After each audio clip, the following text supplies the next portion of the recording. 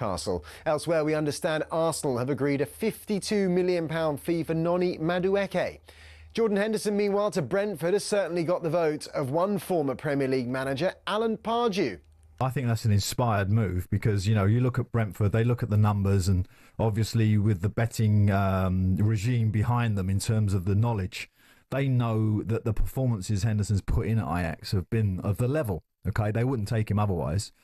But the added bonus, of course, is the leadership that he brings. You know, with Norgard going on to the Arsenal, it seems like a perfect replacement to me. It's our understanding Henderson will opt for the red and white stripes of Brentford after leaving Ajax. Liverpool have confirmed they'll pay tribute to Diogo Jota before their friendly on Sunday at Preston.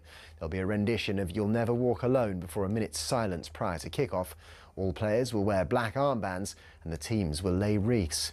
And some positive news on the injury suffered by Lions fullback Blair Kinghorn. Sprained knee is what we're hearing.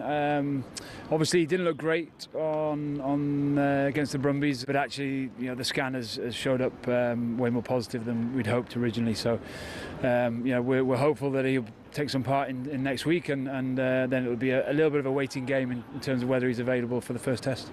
He'd been widely tipped for a test starting place when he picked up the injury in the win over the Brumbies on Wednesday.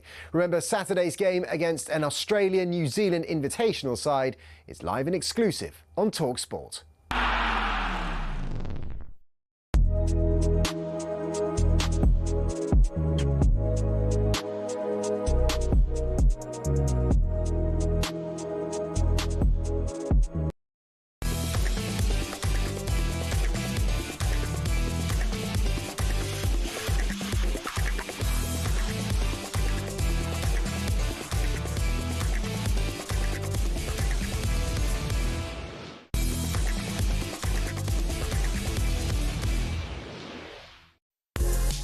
Busy. As always in America, we're in New York, and does it get more New York than that? Radio City, NBC building, where Jimmy Fallon hosts his own show. We have the Freedom Tower in the distance. This is incredible, and we're here for kickoff, and it really is a special show. Me and Troy Deeney, plus the host of special guests. Eddie Hearn's with us, Frank Warren's with us, John Obi Mikel is with us as well. So make sure you're with us 7 till 10 for the best kickoff show ever. Goodbye.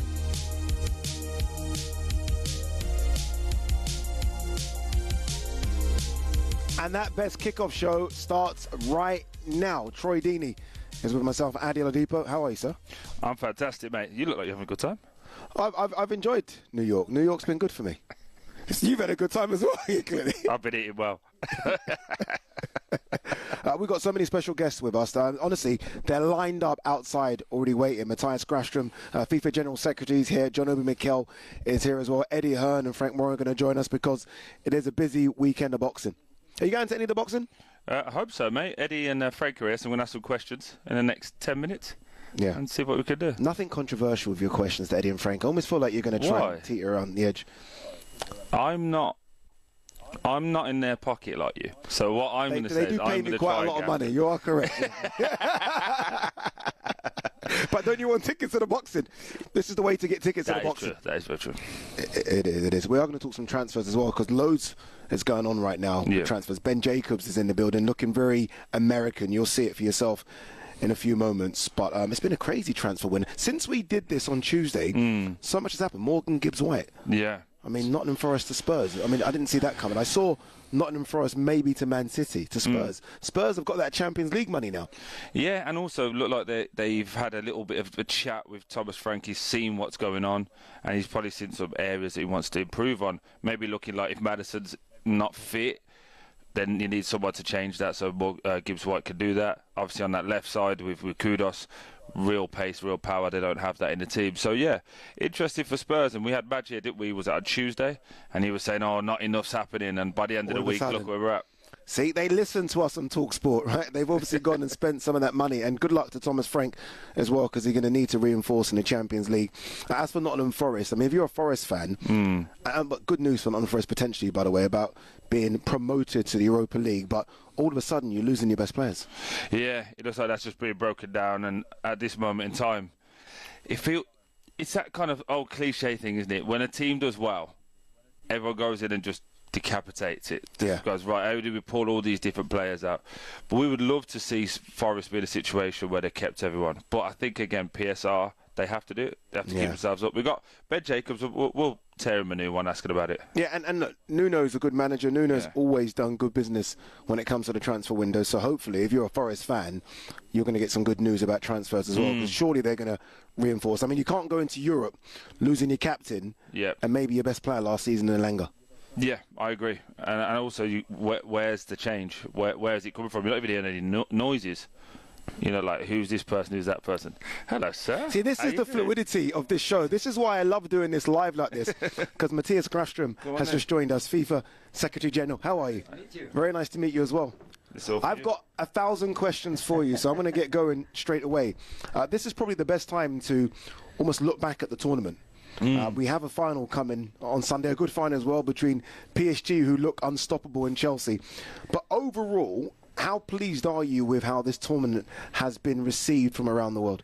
Well, first of all, very nice to meet you both, thanks for having me here today. It's a real pleasure 2 days before the final to have the opportunity to have a chat with both of you. And wow, it's been a fantastic tournament. Yeah. It's been a great journey. I say really above my expectations as FIFA Secretary General. We've seen full stadiums, we've seen exciting games, surprises, favorites winning too. But overall, I would say a really successful tournament, but we still have the final, and we will keep working until the final, because that's also the game which will be probably the most watched as well. So, but we have two fantastic teams in the final, so I'm sure it will be a great spectacle on Sunday afternoon. Were there any trepidations going into a tournament of this magnitude at club football? Obviously, the previous iterations of the Club World Cup didn't have this many teams. Was there any fear going into this tournament? Well, I wouldn't say fear, but I would say more a sense of opportunity and to actually be able to give something to the fans, and to also give opportunities to clubs around the world to participate and also play against the best teams. We have seen, you know, full stadiums, I would say as well. I had the opportunity to visit a few matches as well. Boca Juniors fans in Miami, that was something really special. Yeah. I was at both games in Miami against Bayern Munich and Benfica, but the way that stadium was shaking, I think I met a few people there who used to go to Dolphins game. They had never seen this, so it was really something special. And yeah, we had our share of surprises. And I Which think is good for a tournament. Yeah, for you sure. Don't want the favourites to always win and go and through. it shows also that work is also being done, you know, ahead of the tournament.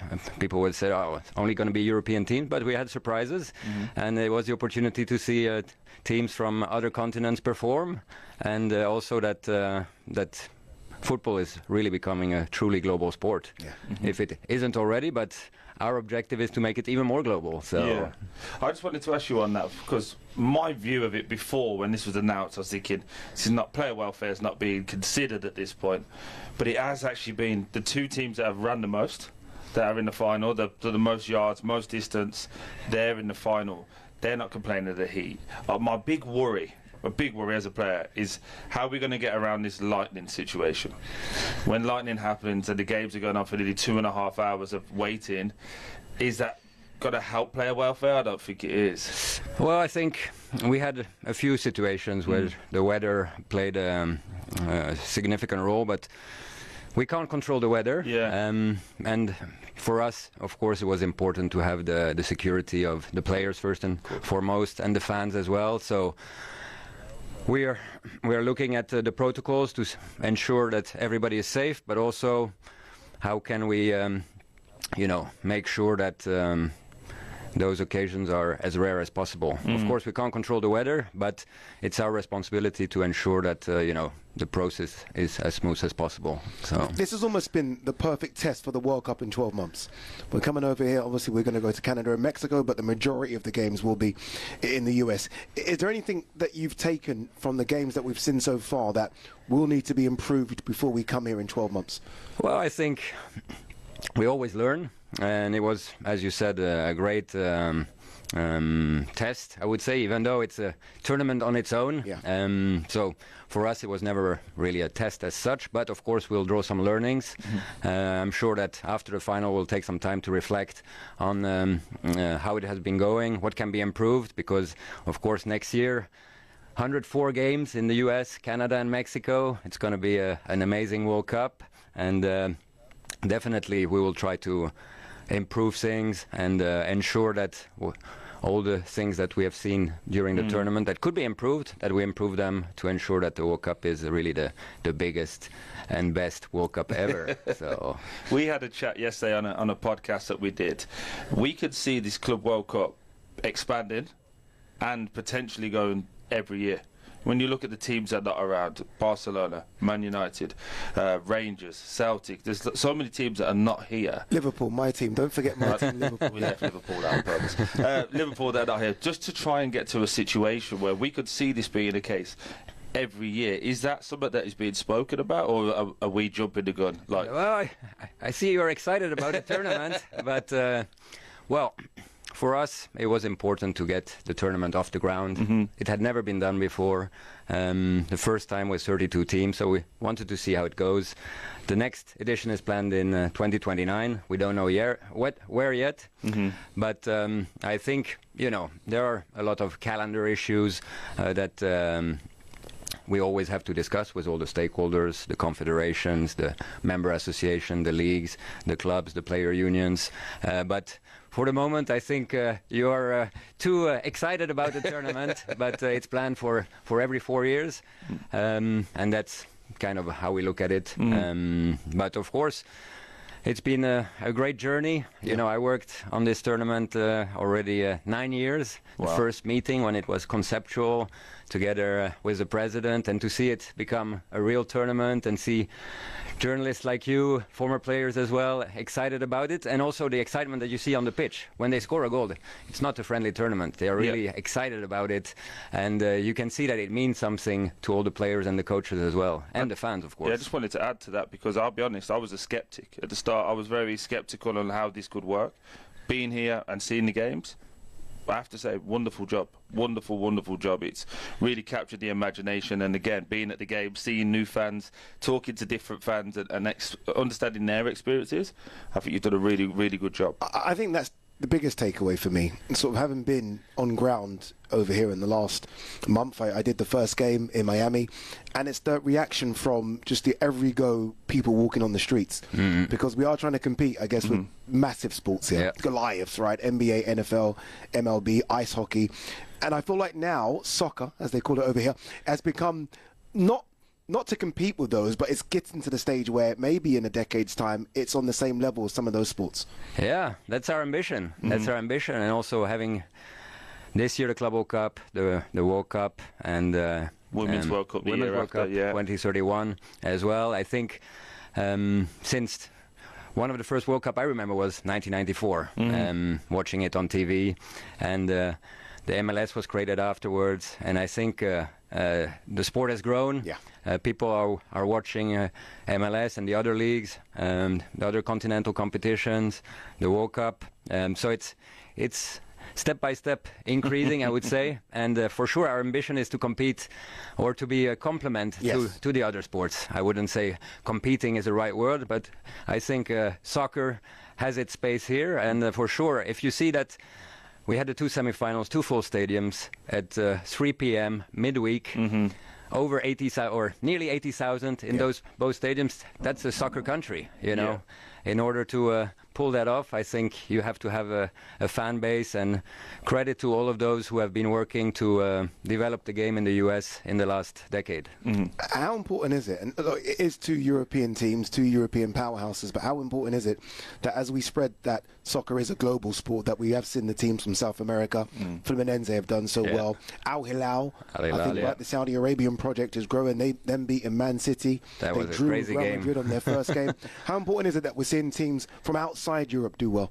I think it's very important, and it's also good to see. I have the privilege to travel and to see football around the world, and the passion which exists in the other continents, I think I'm from Sweden, and we are spoiled in Europe to have all the best players, the best competitions, but to see also the passion which exists outside of Europe, and also these teams, developing young players and being competitive at this level is something which shows that Europe has to keep working, because the others are coming there and they want to be part of winning titles at the global level. And also, how difficult is it for you guys now to not only shed a light on other sports, but also to make stars and create stars? Because the young fans now that I've seen don't just follow Real Madrid, they follow Mbappe, they follow Vinicius, they follow individuals. How difficult is that for you guys to create stars? Well,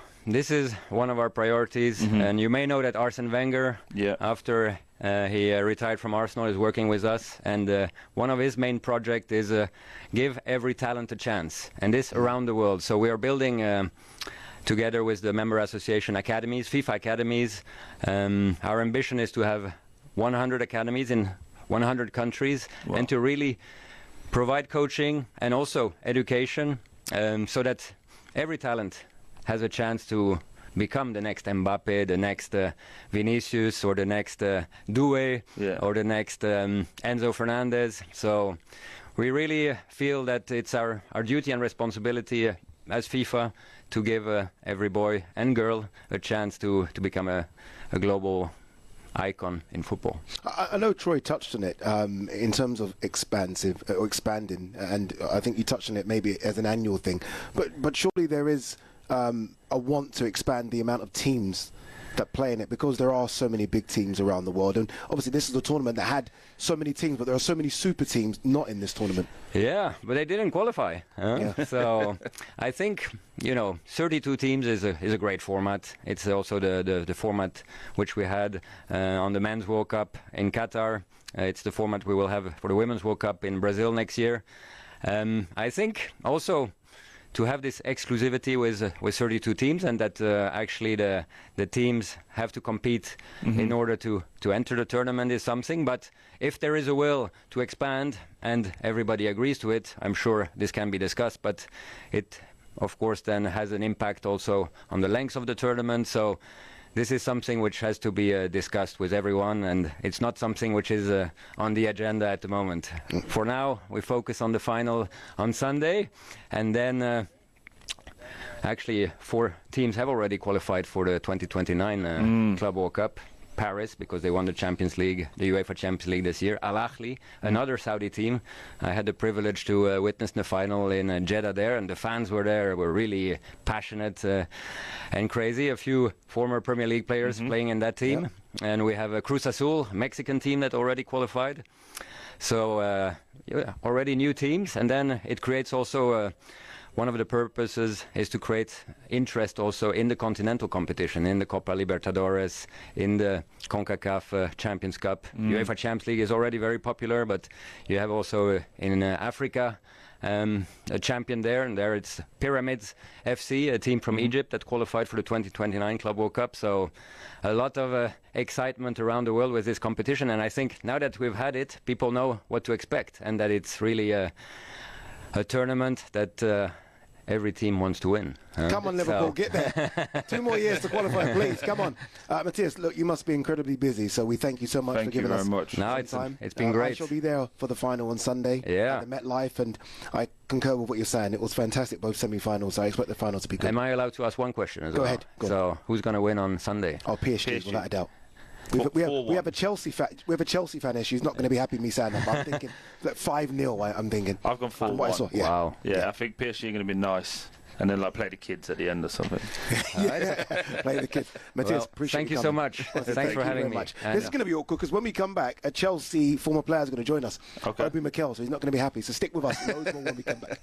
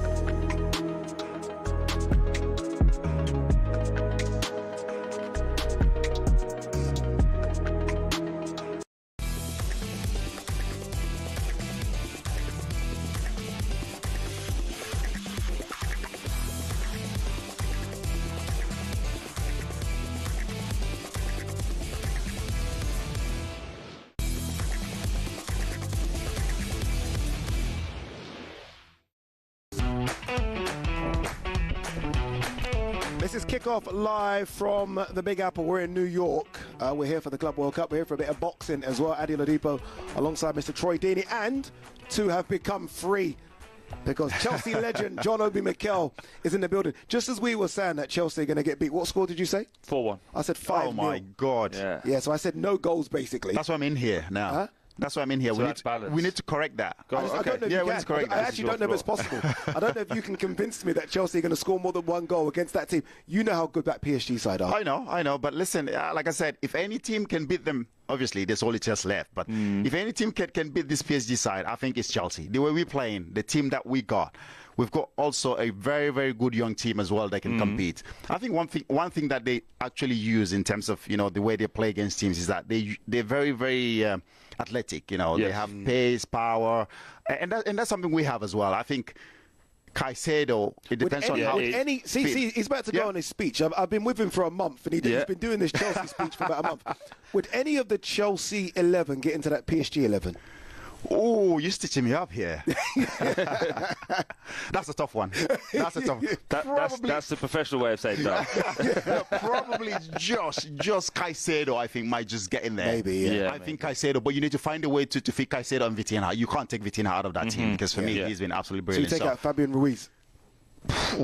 He's been on fire. He's scoring goals, and also maybe João Neves, maybe, but no, the whole team for me, it's a perfect team, isn't it? When you look at it from back to front, it's perfect. I just want to ask, because obviously you're very Chelsea biased, is what I'm going to use. I am Chelsea, yeah.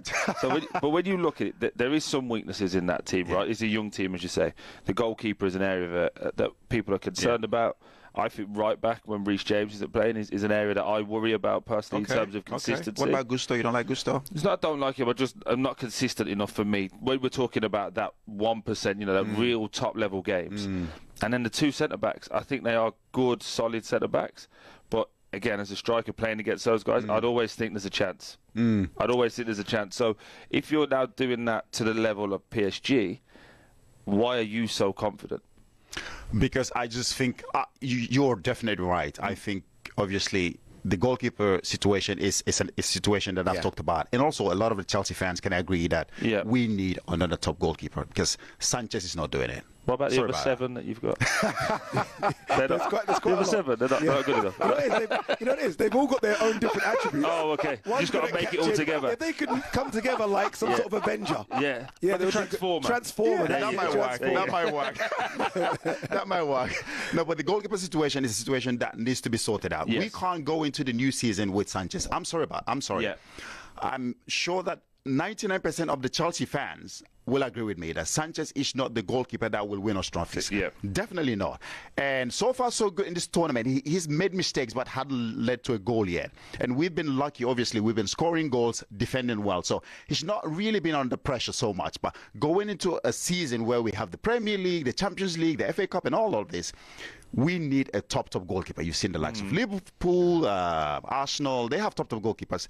So we need to that area of the pitch needs to be sorted out, and I'm sure the owners know that. When you talk about also the central defenders, Levi Colwill I like. I think potentially he can become a top defender. Yeah. He's not there yet, but you can see that the potential is there to become a top defender. I strongly believe that we do need another top centre back next to him. You're not happy about Badiashile? I'm not happy about. No. It's not about that. It's about. I think. Sorry, let you speak. Please. Yeah, it's about. It's not happy. It's just that the standard that we've set in the club, I don't think they're on that standard yet. Yeah, fair. Tosin, he's a good player, but he's not as Chelsea standard defender. Yeah. Badiashile, the same thing. I don't believe he's a Chelsea. So we need to bring another top centre back, like the likes of Saliba, Gabriel. We talk about a top centre back. We need another one that can come in and play alongside Levi Colwill. You do have that, but he's just never fit. Is Fofana? Oh yes, Fofana, exactly. Well, if he's fit, that's the main guy you build. The partnership with him and Levi Colwill during last season, before he got injured, was absolutely fantastic. We looked unbeaten. It was solid. Everything was going well. As soon as he got injured, Levi Colwill's form also kind of dipped because he missed him. So we need to sort out that part of the position, in defense. Right back, of course, the captain, Reece James. Yeah. If he's fit, I've always said it, he just needs to stay fit. He doesn't stay fit. There's a lot of ifs there, isn't it? There's a lot of ifs. Like, he's a fantastic player. The potential is there. When he plays well with those crosses, just bombing down that right flag. It's absolutely fantastic, but he needs to stay fit. And that's my worry. Sometimes when I talk about him, he thinks there's an agenda. No, there's not. I absolutely love him as a player, but he needs to stay fit. He's our captain. He's the captain of the football club. Yeah. We won trophies when we were successful because our captain was always on the pitch. Yep. John Terry was always, when you are as a football player, you're going into a game and you have your warrior, your captain, your leader in front of you. That gives you motivation. Do you look at Reece James as that? When you just said John Terry. No, when you just said John Terry there, I just thought about John Terry. I thought about Roy Keane, Gerrard. Do you look at Reece James as captain because it's changed. material? He is captain material, but it's changed. The whole construct of what a captain is completely different now. But at a minimum, should a captain not be 100% available all the time? No, because that's out of his hands. Does he train on time? Is he in early? I think personally, I look at Reece James. Is there things he needs to change? I think it's in his hands, though. You think it's in his hands? I think so. Whatever it is, whether it's diet, coming in training early, doing your pre you know how it is, doing your stretching, your workout, whatever it is. Maybe there's something that needs to change. Though, exactly. Right? He doesn't know what that is yet. That's the problem. Yeah. But what I was going to say is I remember lining up against these guys. So when you come Stamford Bridge, a really tight tunnel, you remember that. So you're in that tunnel, and I remember it was with JT, it was yourself, it was Matic, it was... it was Michael Ballack. He's a unit. And I consider myself like quite a physically strong guy. I remember I walked in, I was like, you are. Oh God! When your neck goes left and up, that's when you know. Like when you go, oh my God, yeah. And then you look back and it just gets taller. It keeps going. Gets taller. And like one of the smaller guys that they probably had actually called. Yeah, one of the smaller guys. Well, was Costa. Yeah, Diego Costa. It's like he's the craziest one out of all of them. Yeah. It was unbelievable. But you need to have a team. But it is driven on standards. It is driven on the history. But I just think at this moment in time, I'm going to keep harping back to it. The manager talking about this, they're ahead of schedule, talking about we're not going to be in it before you even kick a ball. I think plays a 5% chance in all of these players' heads.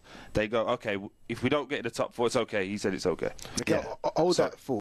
You are going to stay with us, I've been told, for another section, which is very good because there's loads that I want to talk to you about. We've not even spoken about the PSG game yet. No, we haven't. You're trying to avoid it. No, we're not going to avoid it because you guys are saying that PSG are going to beat us. That's not true. I'm not having that. It's crazy. All right, when we come back, we are going to talk more about the game, the Club World Cup, and we'll talk about Chelsea's chances in the Premier League this season. They don't have one.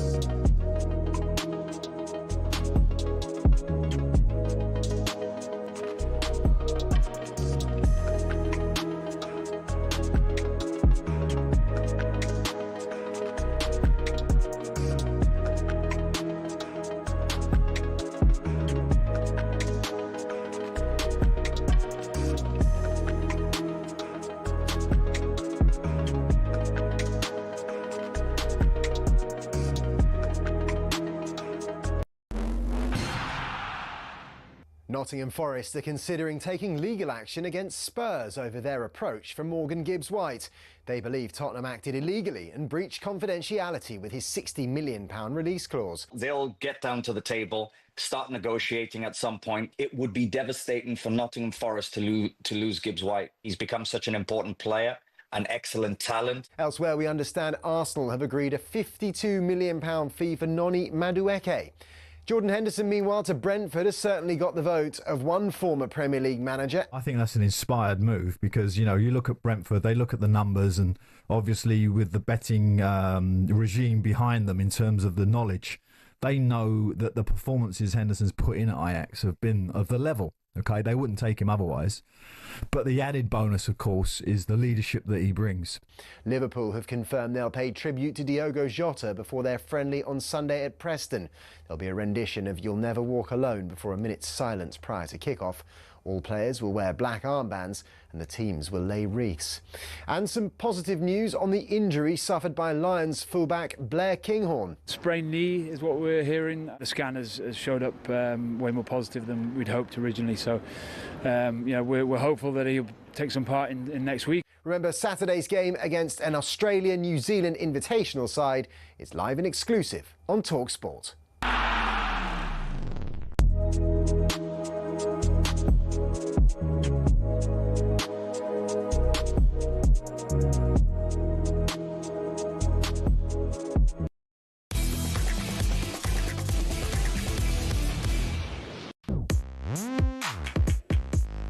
This is kickoff light. What's going on, Troy? No, don't hide the phone now. No, there's no point trying to hide it. We saw it. You can have a look at the phone. It's fine. Yeah. We were just chatting. Sorry. Not really good floor generalship from yourself. A man of your calibre, doing the zone, doing everything, can't even get a hold of this room. No. 6 people in there. No, it's not. It's about 10 behind the camera. Busy man. 10 behind the camera. Very busy man. We are in the Big Apple. Kickoff is travelled to New York, and it's been great out here so far as well. I've really enjoyed myself. Troy's enjoyed himself, as is our special guest, John Obi McKell's. Yeah, been busy, mate. Chelsea legend. Chelsea legend in the building. I was at an event with him yesterday. FIFA put on an event for us, which was quite nice. A nice little You had fun. I saw you dancing. I saw you moving your hips as well. Yeah. I thought you were going to injure yourself. But what I liked yesterday, you're so humble. They said all the FIFA legends should rise up. And I was like, John, get up. He didn't want to get up.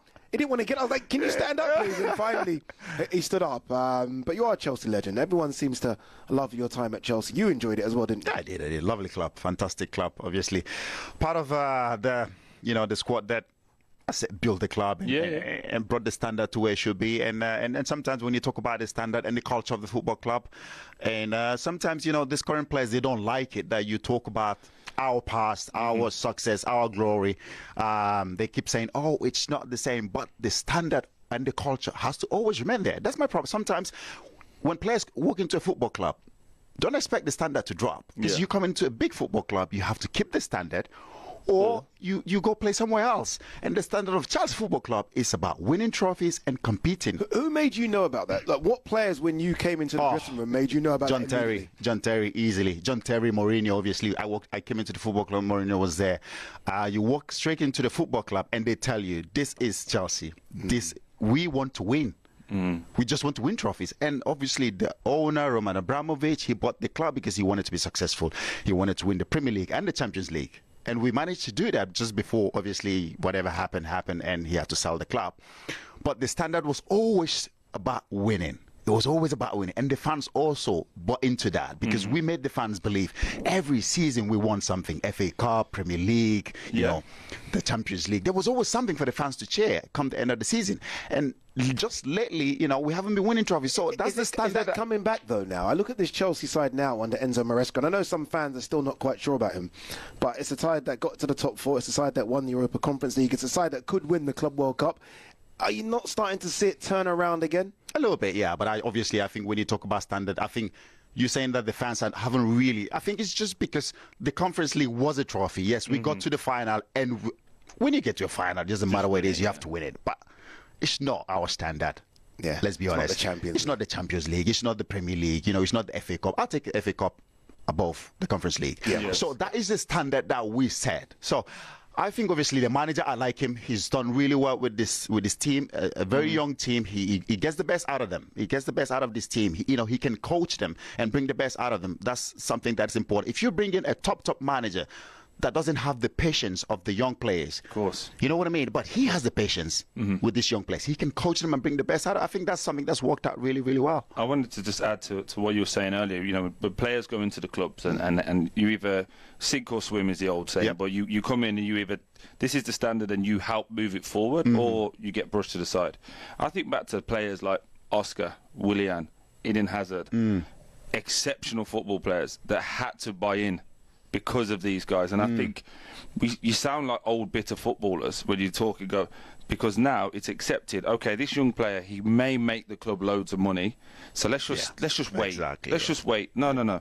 Man United have been waiting. Liverpool for a long time, they waited, and they did get relative success. Arsenal for waited 22, 23 years. They waited and they waited, and what happens is a manager comes in and he goes, bang, standards up there, get on it, gets rid of a few lazy people, and it goes forward. And I think Maresca is doing that. With that being said, I do think there's a problem still brewing. Okay. That striking room. The three strikers will all feel that they should be starting. João Pedro, Delap, and Nicholas Jackson. You can add in Nkunku to this as well. Nkunku, He's looked sharp though, to be honest with Nkunku. He looks better. Yeah, he looks better. Yeah. But there's only one spot. There's only one spot.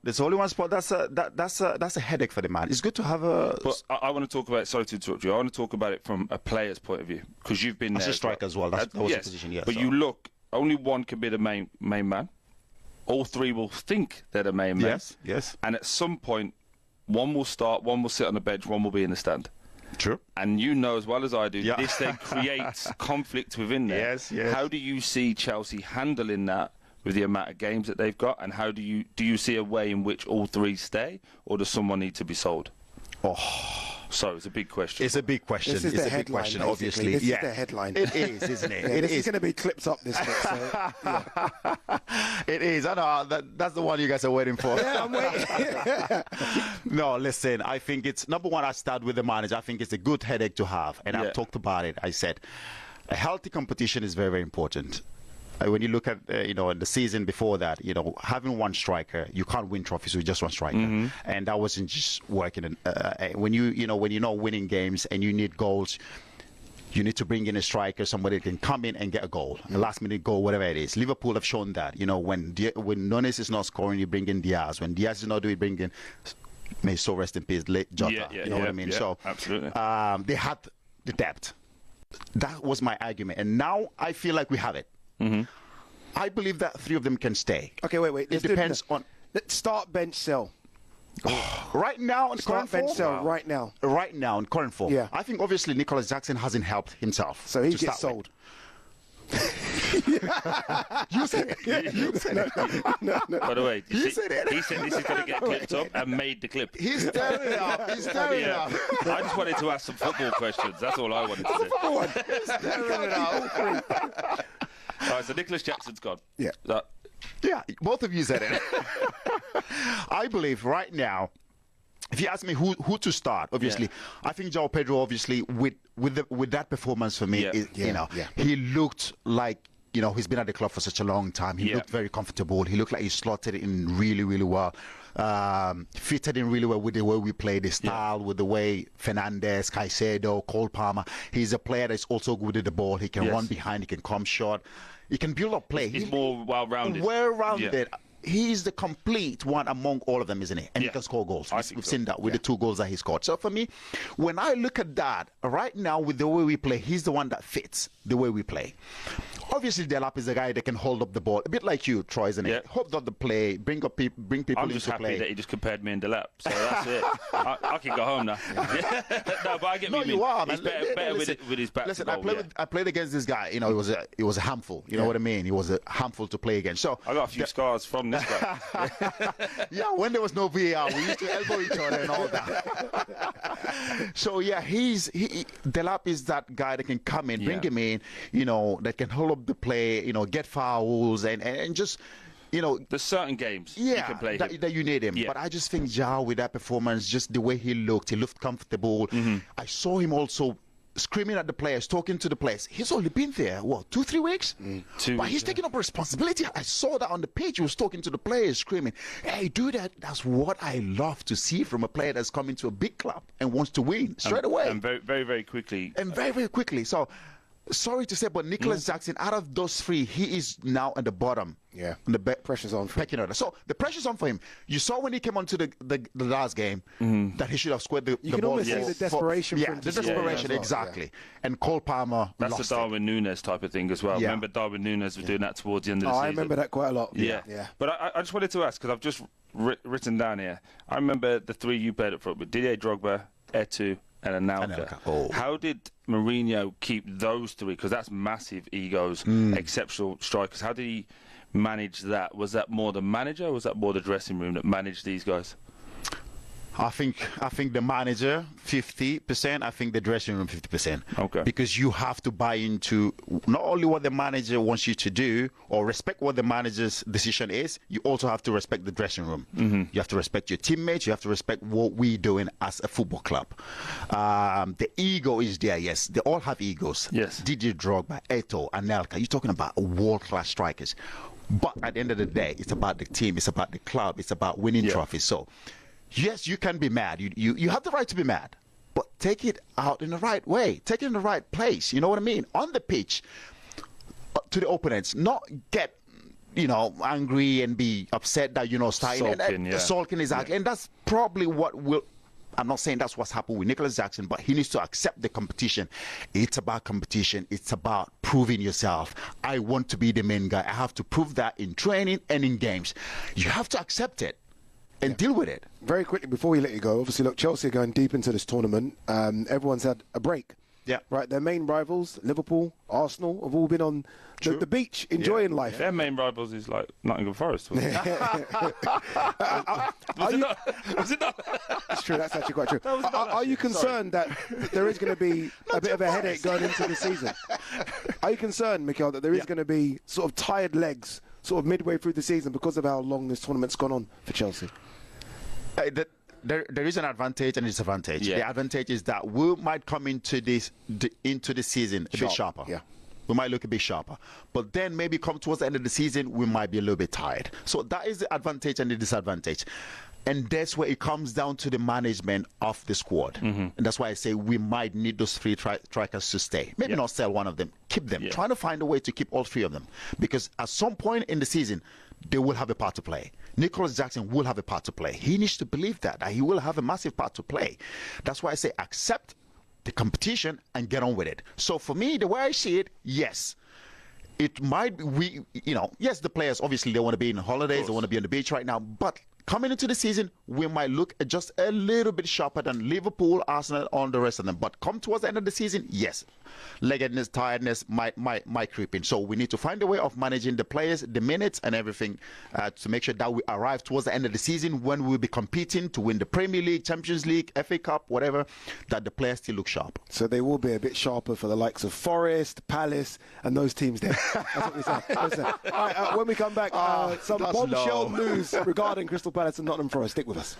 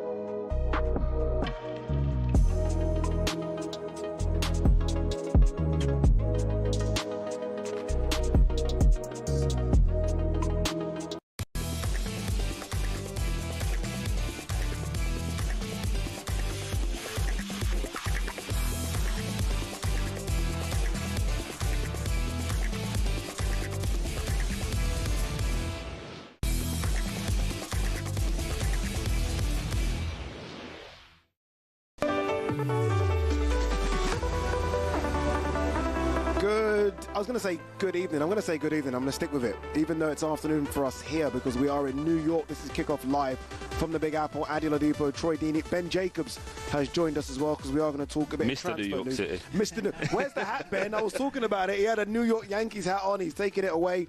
Let's get to some serious news before we talk transfers. Crystal Palace.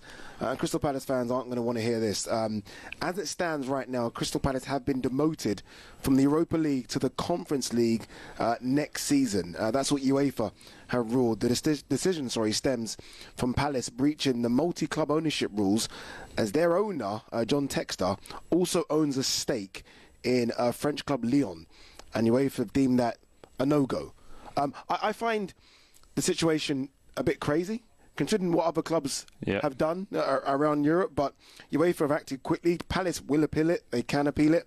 What would you make of that, Ben? Very harsh on Crystal Palace, and I know that Steve Parish will be speaking in the next few hours. He's actually here in New York. Palace plan to appeal at the Court of Arbitration for Sport, so we can refer to the ruling by UEFA as provisional, and that means as of now Nottingham Forest get bumped up to the Europa League, but CAS could still overturn that. The problem is there's not much precedent for sides that have recently gone to CAS to actually get something overturned regarding multi-club rules. You may remember that there was the whole issue around the Pachuca and Mexican multi-club ownership with the Club World Cup, and Chelsea's opponents ended up getting changed as a result. So we'll wait and see whether Crystal Palace get any joy, but it all comes down to one key deadline, the 1st of March. And on the 1st of March, UEFA are judging if at that point Crystal Palace failed through Eagle Holdings and John Textor to notify at that time a multi-club conflict in Lyon and put Lyon into a blind trust. Then everything else that's happened since seems like Crystal Palace and even John Textor have taken steps to resolve. Textor sold to Woody Johnson. He's not the Crystal Palace owner anymore. And yet everything is judged around March the 1st and was protocol followed. And as a consequence, Palace have been deemed to be in breach of the multi-club rules, even though afterwards they've taken steps. We had the whole saga around Lyon being provisionally relegated and then appealing and winning. So now Lyon are Europa League, Crystal Palace are demoted provisionally for now, and they intend to appeal at CAS, where there's not much precedent for success, but you can never say never. And then the other backstory in all of this, which is fascinating, is that whilst Marianakis at Forest and Textor when he was at Palace were seemingly at odds, there was business, Igor Jesus from Botafogo going to Nottingham Forest. There was Lyon benefiting from Textor's Palace sale because some of that money goes back into Eagle Holdings, which allows Lyon to balance the books. So unfortunately for Crystal Palace, what's happened is that John Textor has won. He's got his sale. Lyon have won. They're not relegated. They've got Europa League. Nottingham Forest at the moment have provisionally won. They've got Europa League, and Crystal Palace are the only real losers. I guess the simple solution to all of this is this multi-club ownership thing needs to stop. Get scrapped. Because there is going to be overlapping situations like we've seen here where it's going to come to the fore. I just find it crazy that you are allowed to own multiple clubs. Well, they're considered businesses, aren't they? They're not considered. It's only us as the fans who call it clubs. It's considered a business. No, that's a great point you make, actually. Because when John Textor was with Simon Jordan and Jim White, the language which he was using was so different to what we're normally. You as a former player is an asset. Even that language was. It was baffling to football fans to hear it like that. It was strange to hear it like that. No, again, and you know, I've been fortunate enough to be in rooms at Watford that I got to hear and see a lot of the finance as well. So it was really interesting to see how a business is run. I think you can take the emotional element out of it as well. I just think the weird thing for me is that Palace are the losers, and also the steps have been made to happen, to change now. So even if a March 1st was the deadline, now, before a ball is kicked in this new season, that's all been rectified. So it's only Palace fans that are getting you know, the negative end of the stick. You almost feel like the deadline really should be something before the start of the season. July 31st. Yeah, March 1st is ridiculous as a deadline when really and truly the season doesn't start. I know there are sort of playoffs to get into the Europa League and the Conference League, but really and truly, why is that deadline March 1st? Well, the irony is the deadline used to be at the end of the season for this very reason, and they moved it earlier, and it forced Crystal Palace, if they were to notify Lyon of a possible conflict, to take a gamble at that point. With no control, by the way, over what Lyon did, other than the fact that John Textor was sort of the vehicle to go to Lyon and say, do we need to do something? But at the point when that deadline was around, Crystal Palace were in the 4th round of the FA Cup. So they had no reason. And logically, even though letter of the law and all of that, but going forwards, if you aim for it to make an amendment, what it should be is if on March the 1st you're not in a reasonable position where you think you might be on course for a conflict, then there should be a secondary grace period where retrospectively you can say we were not in European contention, we were not rivaling Lyon, and then suddenly we go on a fairy tale run, we beat all manner of teams that people didn't expect Palace to beat, including in the final. And then you should be able to celebrate that and go back and say, well, now out of the blue, out of nowhere, we've got glory, we've got silverware, we've got Europe. Let's be able to go back and fix this, which they've done. Textor's left. He can't have any possible influence, and yet Palace are still paying the price because of one date in the calendar, March the 1st. Really quickly, before we go to break, with PSR, how do the guys balance their books now? Because Palace would have had a balance sheet for, being in one competition. They've now been demoted, less money, etc. How does that work? Yeah, Palace will have projected quite conservatively, so just because they had the Europa League, it doesn't mean that they would have sort of pre-spent that money. Yeah, of course. They would have likely done their budget actually for this coming season before they even knew that they were in European football, so any European money is a bonus. There's not necessarily that much difference between Europa League football and Conference League football. This would be a much bigger issue financially if it was Champions League demoted down to the Europa League. So Palace feel PSR compliant, but it's just more disappointing that you can win a special trophy in such an incredible domestic tournament and you can celebrate that and have all of the joy and all the excitement and all the planning and all the expectation, and then a judicial body, whether letter of the law or not, can pull it all away, even though Crystal Palace didn't really have a great deal of control over what John Textor or Lyon did.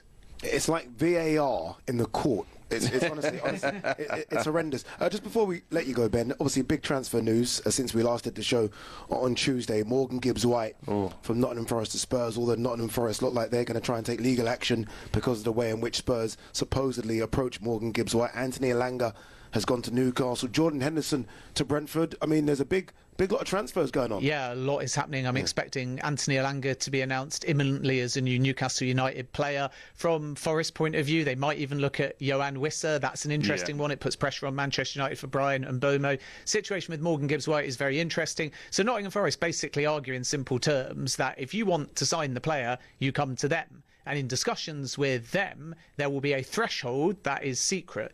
If you get within the ballpark of that threshold, you will learn about the release clause, or if Forest want to sell, they may tell you about the 60 million release clause. But if you know about the release clause before you speak to Nottingham Forest, then Nottingham Forest's allegation is you must have found it out on the player side or through back channels, and therefore it's technically and allegedly an illegal approach. So Forest have written to the Premier League. They've told Spurs you cannot proceed with a medical, you cannot have any contact with the player, and now we have to wait and see whether that's a veiled threat or whether they're going to proceed, and if that's via the Premier League, or whether that is in a legal court. And it might even be Spurs that have to go back and say, well, we're going to get our lawyers saying we did trigger the clause in the way that it should be. And then I think there's a halfway house here, which is if nobody wants a fuss and the player wants to leave, which is probably the most important thing. So when a player wants to go, he tends to get his move. So maybe it goes back to the original understanding we had, which is if you're not going to trigger the release clause and you want this to go away, you pay a bit more than the 60 million clause and you get the deal done at 60 million. Do you remember plus. the good old days when deals just got done? Yeah, but I almost like weirdly, I kind of agree with Forrest. Like, how do you put a release clause fee in? Where did you get that happens. How did you know what the release clause fee was unless someone told you? Anyway, look, when we come back, a bit of boxing, we're going to switch gears. Eddie Hearn and Frank Warren, who are best of friends now, are going to join us.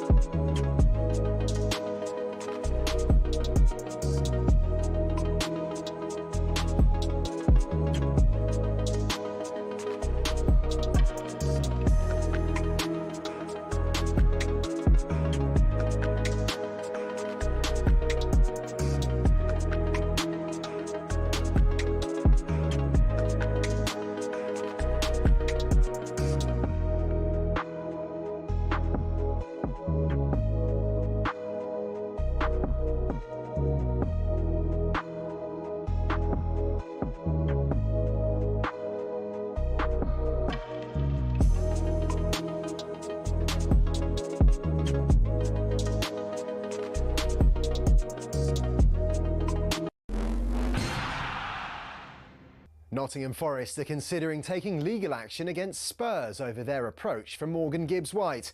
They believe Tottenham acted illegally and breached confidentiality with his £60 million release clause. Former Forest striker Rob Earnshaw. Let's face it, they'll get down to the table, start negotiating at some point. That's what I believe. It would be devastating for Nottingham Forest to lose Gibbs-White. I think he's become such an important player, an excellent talent. And on top of that, he's also their captain, the leader.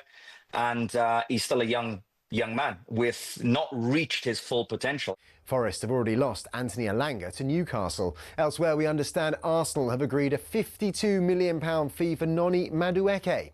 Jordan Henderson, meanwhile, to Brentford has certainly got the vote of one former Premier League manager, Alan Pardew.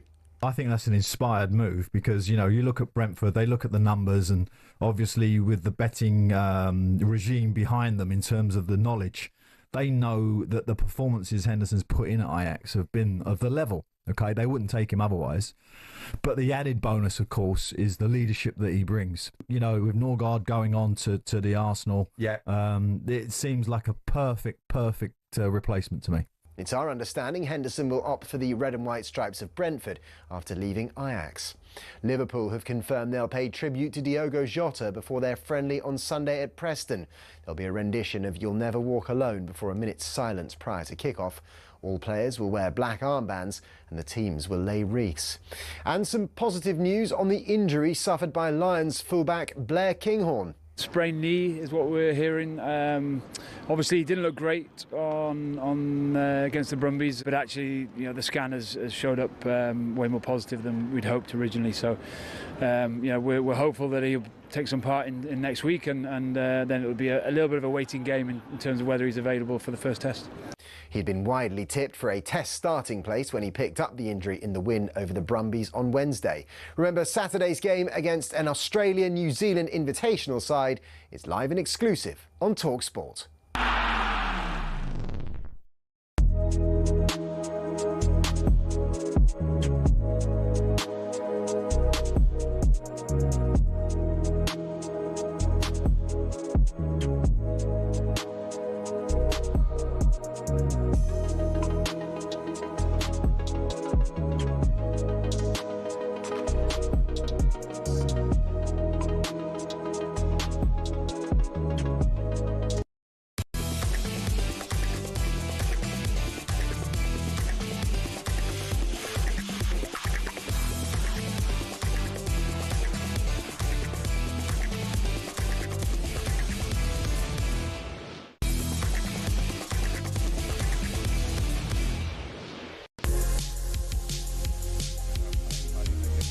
Good evening, this is Kickoff live from the Big Apple in New York. Adi Oladipo alongside Troy Deeney. We're here for the Club World Cup final on Sunday, which is live on talkSPORT. And we're here for a bit of boxing as well, some big-time boxing.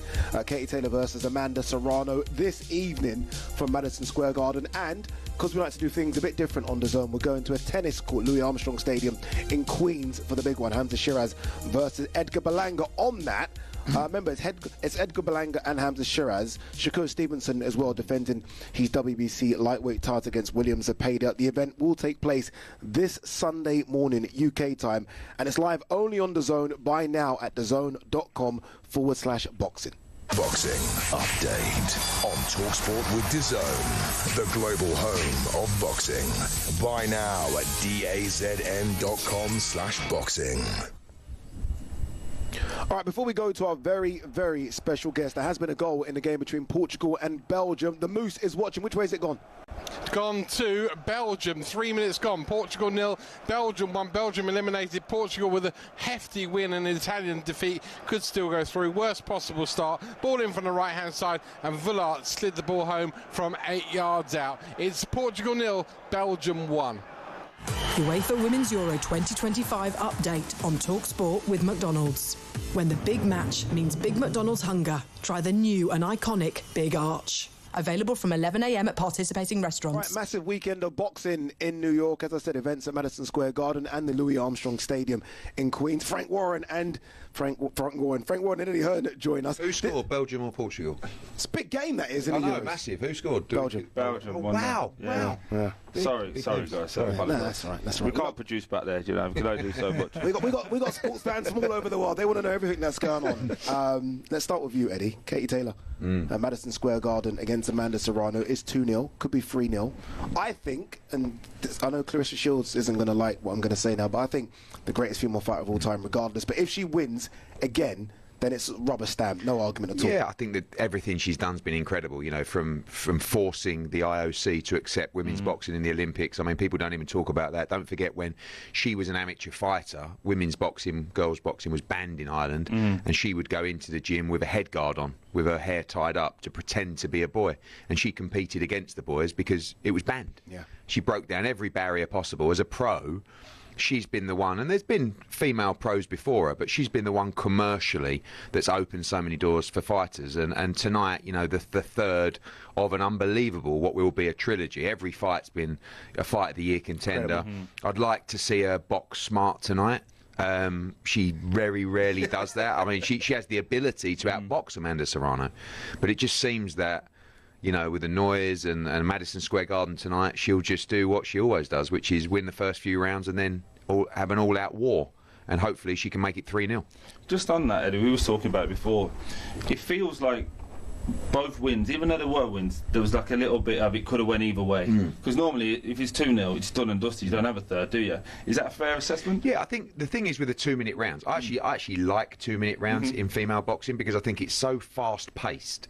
We needed something to kind of penetrate that commercial world and fan engagement. And Katie Taylor is so exciting to watch. Those 2-minute rounds are tough to score. They're all action. They're very close. And both fights, for me, the last fight was closer. I thought it was 6-4 to Katie. I thought the first fight was 7-3 or 6-4. But that's just the type of fight it's going to be. Every round is going to be close. The worry is, after Katie wins 2 close fights, that it's another close fight and they go the other way. So hopefully she can win the rounds clearly when it matters tonight. But, you know, Serrano's a great fighter. She's a 7-division world champion. I mean, they're two, you know, real greats of the sport. And quite amazing that we started this journey. We headlined her for a professional debut at Wembley Arena back in 2017, and everyone laughed at us, really, like that we actually, I mean, even my dad was sort of saying, well, what are you doing? Like, no one wants to watch women's boxing. I love when you put your dad's impression on. What are you doing? How much? but you know, it's more like, you know, are you sure? And I just said, look, just watch her. And as soon as he even watched the first fight, he was like, wow. And she's done everything. And, you know, to headline, this is the second time headline in Madison Square Garden. Dallas Cowboys last event, Millennium Stadium, Wembley Stadium, you know, back at the 3 Arena in Dublin. She's a phenomenal individual. Like, when you talk about greats and you talk about work ethic and you talk about mindset, she is right up there, true champion. And you know, tonight, so humble as well, humble. Like, honestly, doesn't. But humble but fierce, Eddie. You know, like when you're around her, very softly spoken. And, you know, she's bit a little bit this week. You know, Serrano, we all know I won the second fight. We didn't, actually, because I've got box rec up, and we definitely won that fight. So, you know, she feels... And we're like the away fighter here. We're on the B side. This is a Jake Paul promotion. We're in kind of like the away... Yeah, I'm allowed in this time. We settled a few bits and pieces, so we're all right. But, you know... But there's nothing like winning away from home as the B side. I mean, it's much more enjoyable than winning as the A side, because you come and you know, turn over the apple cart. So tough fight, and it is the closing chapters, no doubt. But you know, she's going to have to go to the well once more.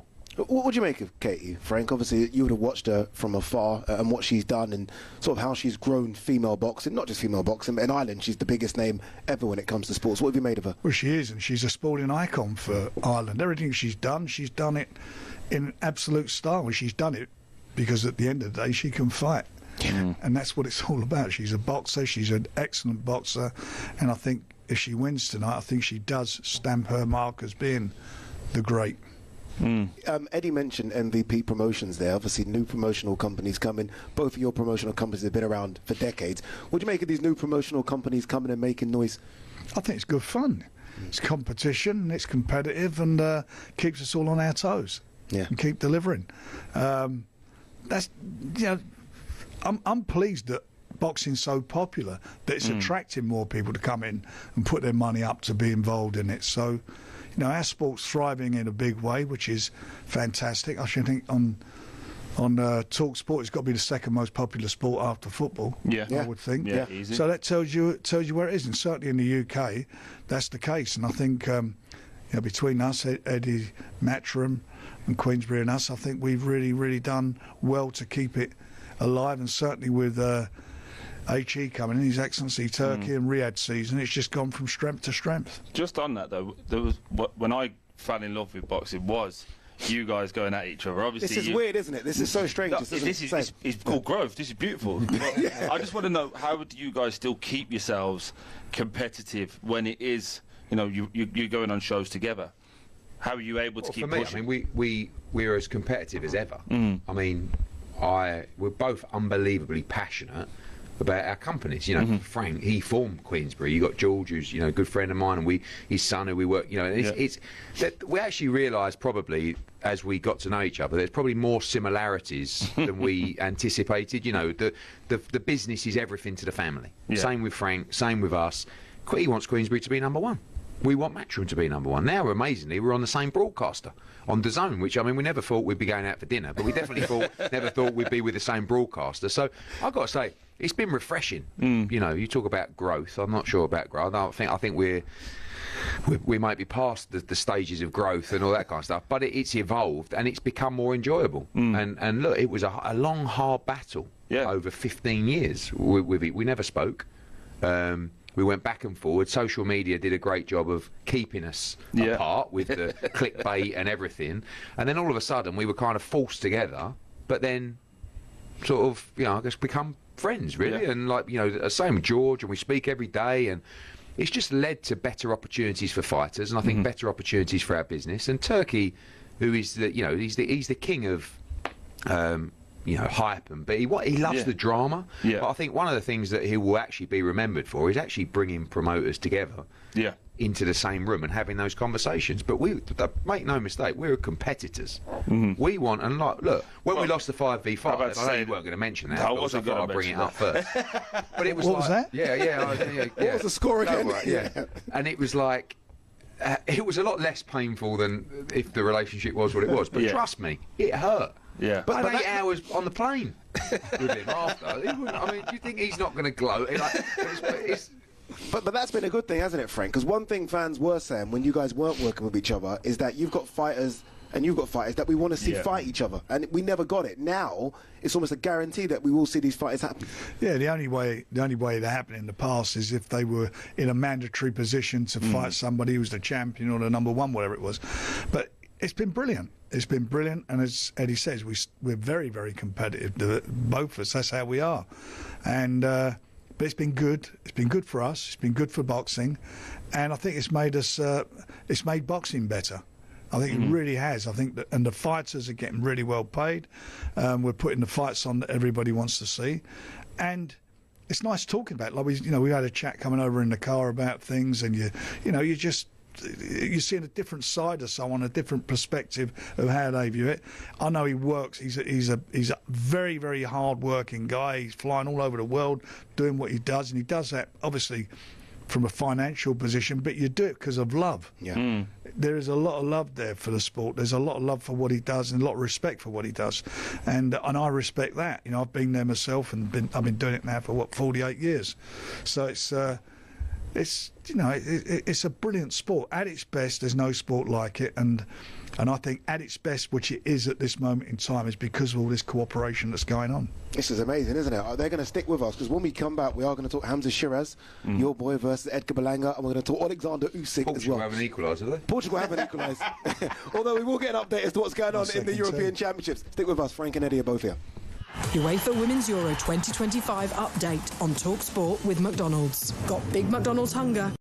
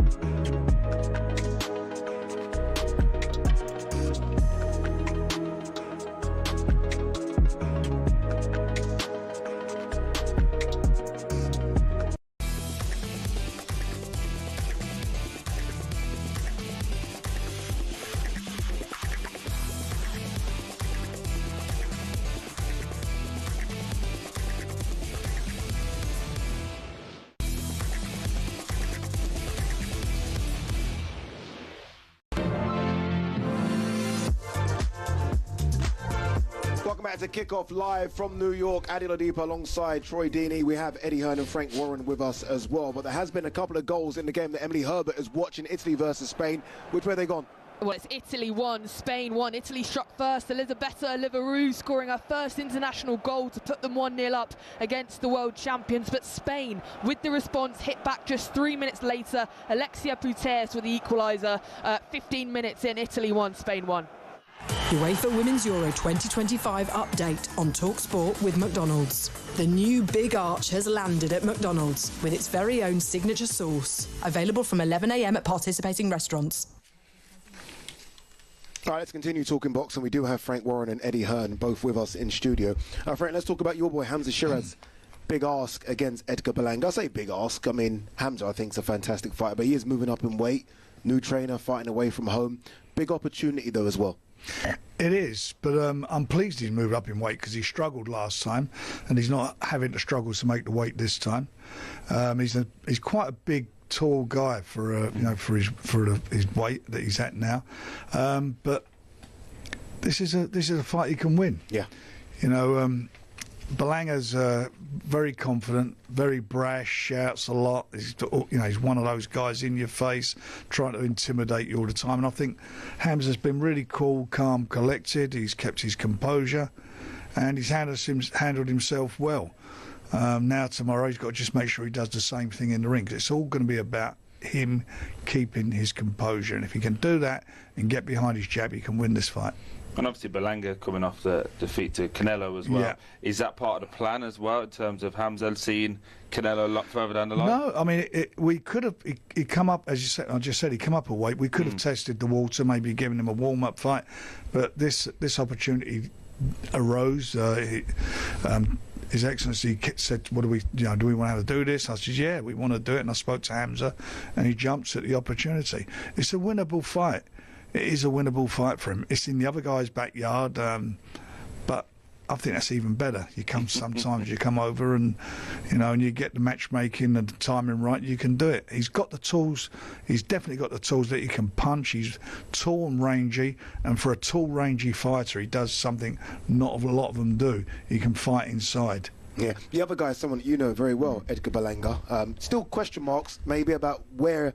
Is his level? Is he right at the top, or is he someone that's still sort of fringe world level? What do you make of Edgar? Such a good fight. I mean, Edgar built a great resume of first-round knockouts. I think it was 16 consecutive first-round knockouts against lower opposition. We signed him. We gave him Jason Quigley and Poddy McCrory, like fringe world level guys, beat them, and then we landed the Canelo fight. Made a lot of money, and I don't know if it's gone to his head or if he's just playing up, and he's playing a great role. I mean, they've sold the fight. Yeah, they have. But sometimes I see so many of these fighters make that big payday, and then they just become the character rather than I bumped into him the other day, and he was saying, "Yo, I'm the king of New York." I'm like, Edgar, it's me, Eddie. Remember, I know you well, man. There's no cameras around. I'm thinking, and he's covered in diamonds, and and you got to be careful because all of a sudden you lose the plot. And Hamza looks razor focused. Like when I saw the head-to-head yesterday, Edgar's wound him up, and I think he's really switched him on. It's such a fascinating fight because Edgar has lights-out power, especially early in the fight, and I feel like it's one of those fights where if you get caught cold early, it's a problem. And I think if Hamza can weather those early few rounds and get himself into the fight, establish that jab. Don't forget, he can punch as well, Hamza, especially up at 168. It's a brilliant fight. Brilliant fight. And I said, you talk about Canelo, I think if Hamza wins with his relationship with Riyadh, I think it puts him in a great position to land that fight. And potentially the winner of Terence. He will get it. Yeah. If he wins, he'll get the Canelo fight next year. Yeah, he's the ambassador, isn't he? I mean, for Riyadh season, Turkey really likes him. Quick word on your boy, Shakur Stevenson, the pound for pounder on the card. Yeah, it's a great fight. I mean, I think this is the kind of fight where you can really show greatness. Zepeda's he's number one in every governing body. He's a relentless Mexican fighter that can really punch, has a tremendous work rate, and Shakur is a fantastic defensive fighter that picks holes in mistakes. The hands have got to hold up. He's had a little bit of hand problems over the last couple of years, and he's going to have to punch often in this fight. You can't just, against a volume puncher, you can't just pot shot and move and hold. You'll get outworked. And that he can't afford that to happen. I think Shakur is a generational great. He's 28 years of age. He's a 3-division world champion. Now, yeah, 28, but 3-division world champion already. But there was a little bit of beef at the presser, and Zepeda's mum was shouting something out, and Shakur said something to Zepeda's mum, and Zepeda said, "Hey, you did that to my mum." Don't say that to the mum. You don't say anything to the mum. All of a sudden, it was just, it's a couple of. I mean, the whole card's fantastic, but those two main events are real great competitive matchups. Yeah, just looking ahead to next week, obviously in London, Usyk versus Daniel Dubois. Ooh. It's a monster of a fight. It is. It feels like over the last 2 weeks we're talking about fights that are coming after. Whether Tyson Fury's coming back, whether AJ Fury happens. Are people overlooking just how much of a wonderful fight this actually is? Well, the fans aren't. They bought over 90,000 tickets. So it's just journalists like him then? Correct. No. It's look, it's the first time ever the 4 belts have been on the line in the UK. If he wins it, Daniel, and I really do believe he can do it, if he comes through, he'll be the first Brit to ever hold the 4 belts. So that's history. No one will ever take that away from him. He's in with a generational great in Usyk, who's done everything from going back to the Olympic Games to being unifying all the cruiserweight belts to beating every Brit he's fought undefeated in the heavyweight division. This is a big moment in Daniel's career, but he's been in with him before. He knows he can hurt him because he did hurt him in that fight, and I think it's be a great fight because Usyk will do with Daniel exactly what he did with, I believe, with Tyson. That is, he'll come out trying to be the boss. He's not going to go on the back foot. He goes on the back foot, he may have a problem. Because with Usyk, when you push him backwards, he's like 70% of the fighter. And he'll come forward, and I think because of that, you're going to get, it may even wind up being a shootout. Just on that though, Eddie, Usyk is possibly the best fighter I've ever seen live. You've obviously been there, with Tony and with AJ. Do you see any cracks? Has he showed any signs of weakness? It feels like Daniel Dubois is on a high. Yeah, timing's everything. Yeah, and I think that sooner or later, I mean, he's getting on. I mean, forget the professional fights, actually, which he's had a lot, not bucket loads, but it's the amateur contest as well. I mean, over 200 amateur fights. Yeah. There is absolutely no doubt that Alexander Usyk doesn't like it to the body. I mean, it's the famous low blow situation of last time. Or was it low? Whatever. I mean, that was the past. But one thing is for sure, he don't like it to the body. You saw when AJ hit him to the body, he said it was low there, he turned away. Obviously, the borderline shot against Dubois, he was hurt. I mean, one thing's for sure, he didn't cop one in the nuts, right? Whether it was low or not was debatable, but it wasn't. He went down because he was hurt, really, to the stomach, not to the. And he moaned to the referee, and as he was down for a long time, a long time, nearly 4 minutes. And by the way, when Daniel Dubois fought Usyk last time, confidence-wise, he was probably at 10% that he is now. I mean, he was really on the way back, and it's this is a big fight because this is a Brit going for the undisputed heavyweight world championship against one of the greatest fighters of our generation. What a career arc that is. It's incredible. Look, we were, I remember being sat at the Jarrell Miller fight, and we were 6 rounds in, and it looked like Daniel had enough. Yeah. And if he loses in that moment, it's probably could be his career virtually done. All of a sudden, Frank stands up. Frank, I'll never forget, pulls over Daniel Dubois' dad and says, "Tell him," and he goes up to him and he says, "Do not you dare, Daniel, you get out there, you do this." And he won him the fight because Daniel's a guy. But that little moment there changed the whole trajectory of Dubois to beat Miller, to beat Hrgovic, to beat AJ. And if he beats Usyk, I mean, the turnaround from losing to Joe Joyce in COVID behind closed, it's unbelievable. And I know Frank, it just shows you, though, that just, a loss will never define your career when you're a young fighter if you learn and come back from it. It's been an unbelievable rise. But it can define you to show what you're all about as a fighter. How what you learn from that loss, how you can turn your career around. And he's done that. He's Usyk's management said at the last press conference, last time we fought Daniel the boy, now we're fighting Daniel the man, and that is the difference. He's matured. And and I'll tell you something, he's full of himself. He really fancies it. He's coming off a great roll of wins, good stoppages against world-class fighters. Eddie, you don't have a dog in the fight. I know if I asked Frank who wins. I know where Frank's going to go, but you obviously. I would never pick against it. Like if it was, guns ahead time, you can't pick against Usyk. Can Dubois win? Absolutely. Will he win? I don't know. I mean, this guy is he seems to adapt so well. Like when he fought Tyson Fury, that first fight, he pushed Fury back the whole fight. I didn't expect him to do that. I thought it would come out, be a bit of a chess. But I think what Frank said is really interesting. Like, what is he going to do? If he allows, like AJ made the mistake of not establishing the middle of the ring and getting the respect to Dubois. Went on the back foot, got walked down, got hurt early and failed to really recover, although he tried. I think Frank's right. I think Usyk, the last thing Usyk will want is Daniel Dubois walking him down. Backing him up, touching him to the body, making him hit the ropes. He will want to come in, those little feints, the up and downs, touch the body, touch the head, angles. But what he does so well, Usyk, is he drains the opposition. I remember Bellew saying to me, Bellew was up after 6 rounds. He said, I couldn't even stand up. He said, I'm like looking at his feet and his ear, he's there, and that's what he did. Actually, in the first fight against Dubois, Usyk done that well. Forget the low blow, but he just chipped away, and in the end, he kind of broke the soul of Dubois. I think Dubois is a lot more resilient now. I don't think, I think he sort of got to the stage in that fight where he was like, I'm done. That's not the Daniel Dubois that I think you'll see next week. But Usyk's got to fight a dangerous fight against Dubois, which is to actually be on the front foot, be a little bit aggressive. I'll tell you, it's a tremendous fight. And what I like about Daniel is I don't think he doesn't care less. But he's never overawed. I mean, one of the things I was thinking in the AJ fight was I think Daniel might just crumble under the moment. He didn't. He just sort of looked around and went, well, this is great. You know what I mean? And the fact that he's come through that night, he's going to put him in tremendous stead of another massive crowd at the same venue, by the way. Don't forget, the same changing rooms, the same ring walk, those same memories coming back of a massive win. And he's really quickly, because we have got to go. AJ Fury, just a quick one for both of you guys. Will we see other boys coming back? What's the score? Come on. Are we going to see AJ Fury? That's the only one we care about. That is all the other fights. He said he's coming back. He will come back next year. And we will see. It's all about sitting down and working out the deal. But this year it definitely won't happen because of his commitments that he's got with Netflix.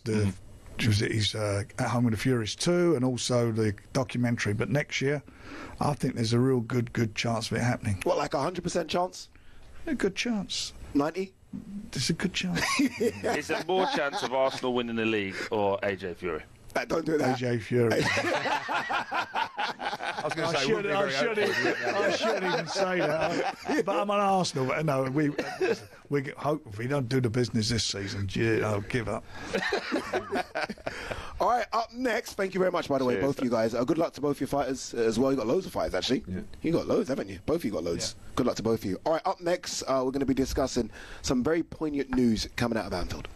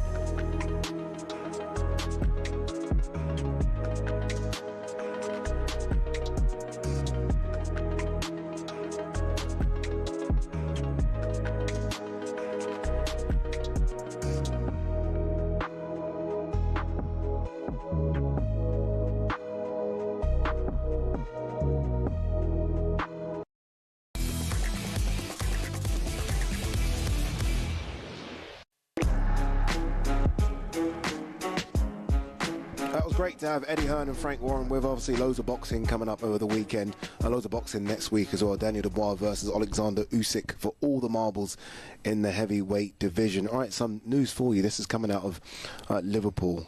Liverpool have retired Jota's number 20. Diogo Jota Wolves. Diogo Jota passed away after him and his brother were in a car accident. Andre Silva in Spain. After consultation, this is what has come out of Liverpool. After consultation with his wife and family, the club can announce the squad number will be retired in honour and memory of Diogo across all levels, including the women's side and the academy sides as well. Big news that from Liverpool. And I think the right news, and I said it as a Liverpool fan, I think the right news as well. Yeah, obviously it's a nice touch from Liverpool. Again, I remember we spoke about it on a show with Sam and Crookie, and when I said, unfortunately, Liverpool fans have had to suffer a lot. But they are the club that seems to be able to handle it the best. Yeah. They come out of it with dignity and respect every single time. And it's a great touch, and I'm glad they've consulted the family. Sometimes, clubs do a gesture for the benefit of the club. This seems wholeheartedly around making Diogo Jota's legacy and his family happy. So, yeah, fair play to Liverpool. Yeah, they also went on to say it was a number that he wore with pride and distinction, leading us to countless victories in the process. And Diogo Jota will forever be Liverpool Football Club's number 20. Liverpool have retired Diogo Jota's number 20 shirt. All right, let's talk Chelsea. Alex Goldberg is with us again. They've demanded you come back, Alex. You were fantastic on Tuesday. Chelsea content creator. That was perfect, wasn't it, from Liverpool, by the way, just to retire Diogo Jota's number?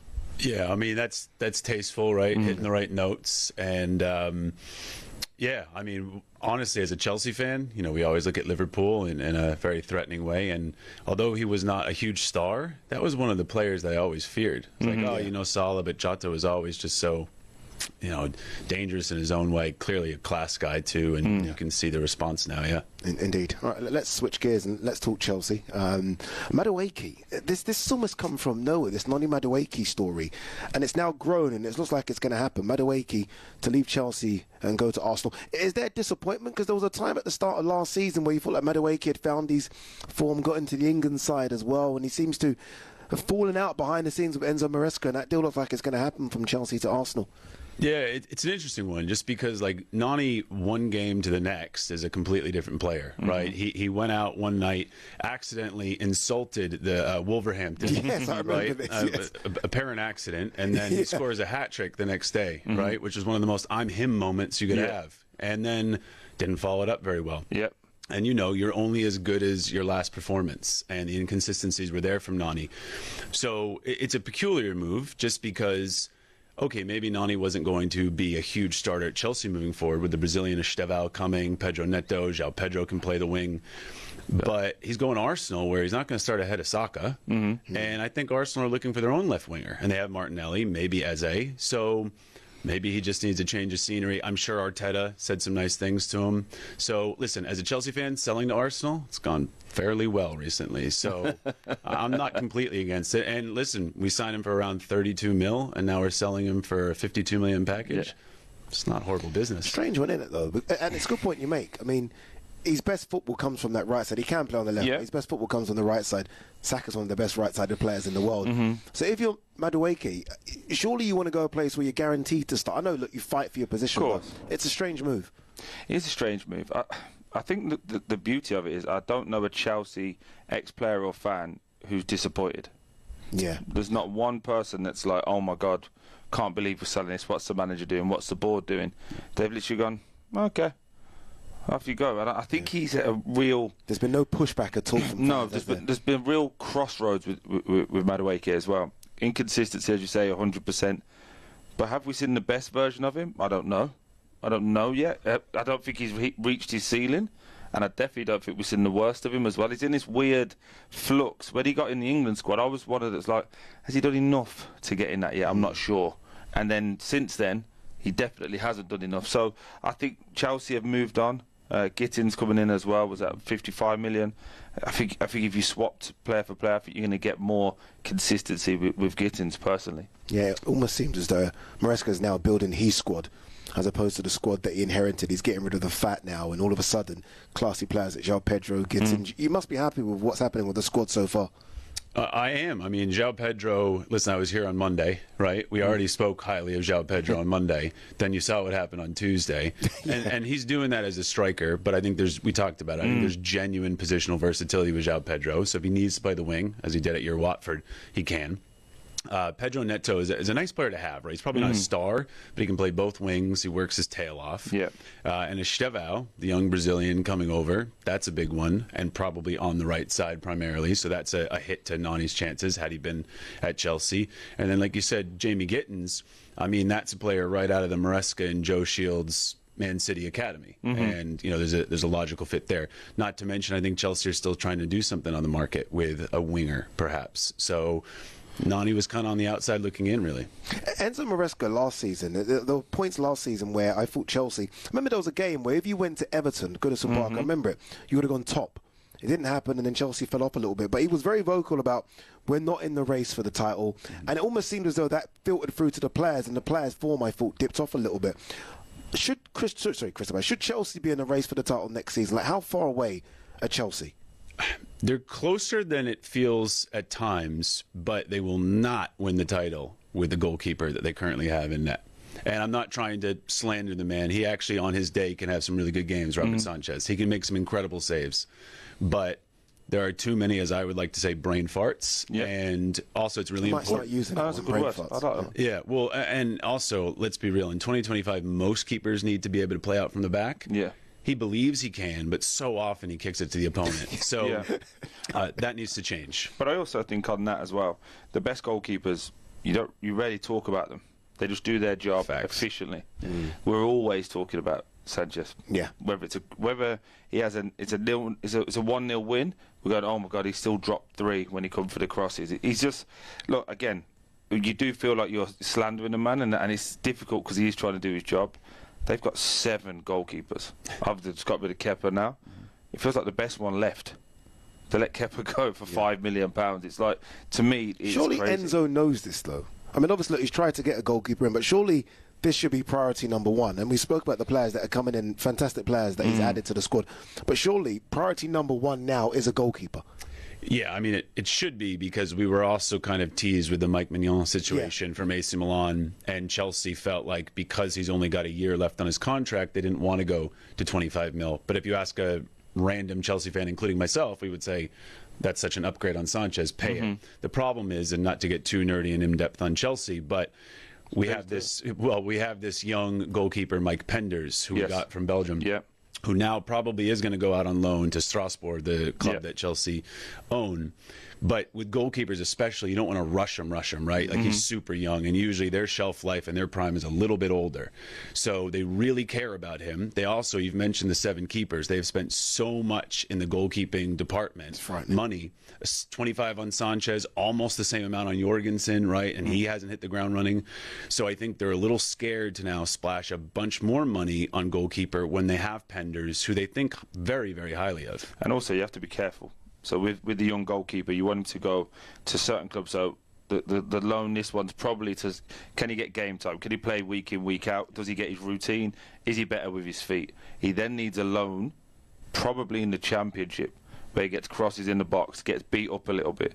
Because when you then put them into the Premier League, and you're coming up against the likes of a Forest, and you got big Chris Wood coming in, you have to be able to handle that. And I think the way that Chelsea are doing that is perfect with a young goalkeeper. Is there a danger that Chelsea fans will look at the business that has come in, and I think everyone's giving it a thumbs up, right? But ultimately, the business takes you from 4th to 4th. You know, because obviously, look, that gap, it seems, between Man City, Arsenal, and Liverpool still seems to be there, regardless of the business that's been done. Or is it just a case of bridging that gap? I think he's bridged the gap. Yeah. I think fourth is success, but I think be in a race. I think 4th is a given now, and we're going to talk about the strikers in a bit. But you have 3 top strikers in a world where most people struggle to get 1. Do you really believe that they're 3 top strikers? 3 top strikers. What does top mean? I don't want to argue with you. You're a former striker. I think they are 3 strikers that will guarantee you 10 to 15 goals in the Premier League. Is that fair? Yeah, no, I mean, I absolutely do think that's fair if they all got proper run, right? Yeah. If they all were given 30-plus starts around a Cole Palmer and around, obviously, Moises Caicedo and Enzo behind, yeah, I probably think they all would get that. I mean, Jackson got that in his first season, basically, right, without penalties. Yeah. And now he's on the outside looking in compared to João Pedro and Delap. But you know he is a good player. I think Delap, if he got, 12 at Ipswich with no service, I think he probably can get that with Chelsea.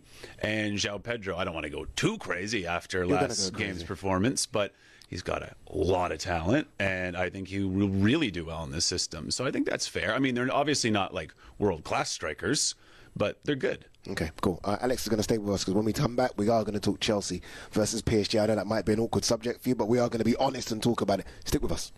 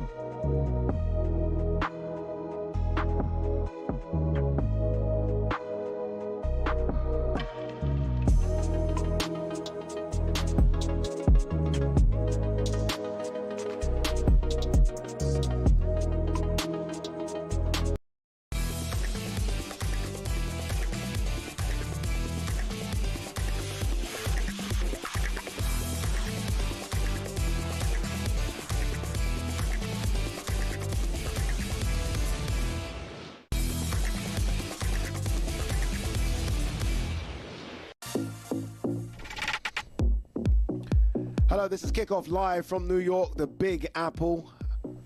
I don't know, is that to the music? Is that all right?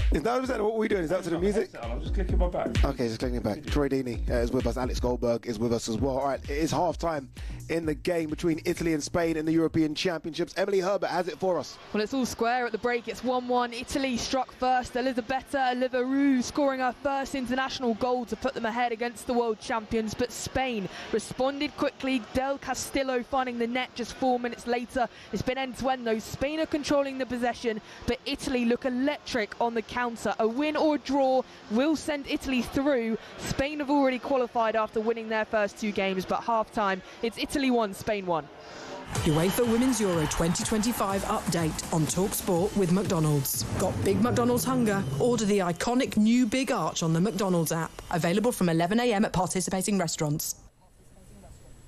It's nearly half-time as well in the game between Portugal and Belgium. Remember, the Moose is watching that one. We'll go to him for a half-time update shortly. But let's talk about the big game on Sunday, PSG versus Chelsea. Alex Goldberg is with us, Chelsea content creator. excited, nervous, especially when you've seen what PSG have done to all the big guns they played? Honestly, I'm excited just because I want to be the underdog now, you know? And in Chelsea's history, in finals, we do great as the underdog. Very true. Bayern, City, we do great as the underdog. And also, like, we have not yet been the underdog yet this tournament. So I think with a young group, it's actually harder to be the favorite. I don't know if you would agree, but, like, we faced Benfica, we were the favorite. We faced Palmeiras, we were the favorite. We faced Fluminense, we were the favorite. But those are games that a young team can slip up in, and we handled our business. Now, PSG absolutely destroy Real Madrid, the Champions League winners. It's one game. I don't mind being the underdog here. I'm quite excited. Can you tell me a way in which you win the game? Everyone thinks of Dembele and Doué and Kvara and Barcola off the bench, but Vitinha, right? You got to lock up that midfield. Yeah. And I honestly do think Chelsea might be one of the better suited teams in Europe to go toe-to-toe with that midfield. I mean, you could tell Caicedo, maybe you won't, but you could tell Caicedo, man mark Vitinha. Yeah, do not let him move. Yeah. You could. Yeah. And, you know, I don't know if Enzo Maresca will choose to do something abnormal and go with three midfielders. Usually we just do Caicedo and Enzo. But if you can at least nullify that PSG midfield, contain them, maybe you can't stop them, João Neves, Fabian Ruiz, I think you can make it a very cagey and nervy game for PSG. Is there an argument, Troy, it's a question to both of you, that you bring Lavia in for Enzo, and you say Caicedo and Lavia, it's quite defensive, some might say it's quite boring and negative, but you almost say you two lock up that midfield. You don't let Fabian Ruiz and Vitinha move. Just quickly, I'll let Troy tackle it, but Lavia has not really been training the last couple of days. So you could do Andre Santos, but he has not played all that much. So that could be something Maresca would go with if Lavia was fit, because he loves Lavia. First game of the season against City last season, he went with a three-man midfield in a big game, but I don't think he's going to play. No, I like Lavia as well. I think he's an exceptional talent. I just think when you look at it, so let's just say, for argument's sake, this is not a direct, you know, diss at Chelsea. This is just how good I think PSG are. You lock down the midfield. They then come down the wings with the fullbacks that they have, which are arguably the two best in world football at this moment in time, especially as a pair. And now they double up on the outside. You've got the likes of Nkunku, who has been better, granted. He doesn't like running that way. So how do you stop this team? I just don't see a way in which you could stop them. Actually, you bring up Nkunku's name is probably the most nervous I can get, only because you're right. He has been used on the side. He's not a winger. Yep. And I'll actually give him some credit. For a player that's probably about to leave Chelsea, it's always risky to play a player who literally knows his future's not at that club. But he has given as much effort as maybe I've ever seen Nkunku give. With that said, the fullbacks for PSG are so dangerous. So, that scares me for sure. But listen, if Moises Caicedo can stand on his head one more time, have a little bit of an N'Golo Kanté-esque performance like Kanté had against City, I think we can make PSG is a young team. I think people forget that, right? They're almost as young as we are, but they do have your Marquinhoses, your Dembeles. They do have experience in the right areas, Donnarumma, right? But you've got Sanchez in goal, so that's... Don't remind me, please. Yeah, it's going to be crazy, isn't it? I want to get your thoughts in terms of how you stop Dembele as well, but let's get a half-time report. I did say it is half-time in a game between Portugal and Belgium. The Moose was watching for talkSPORT.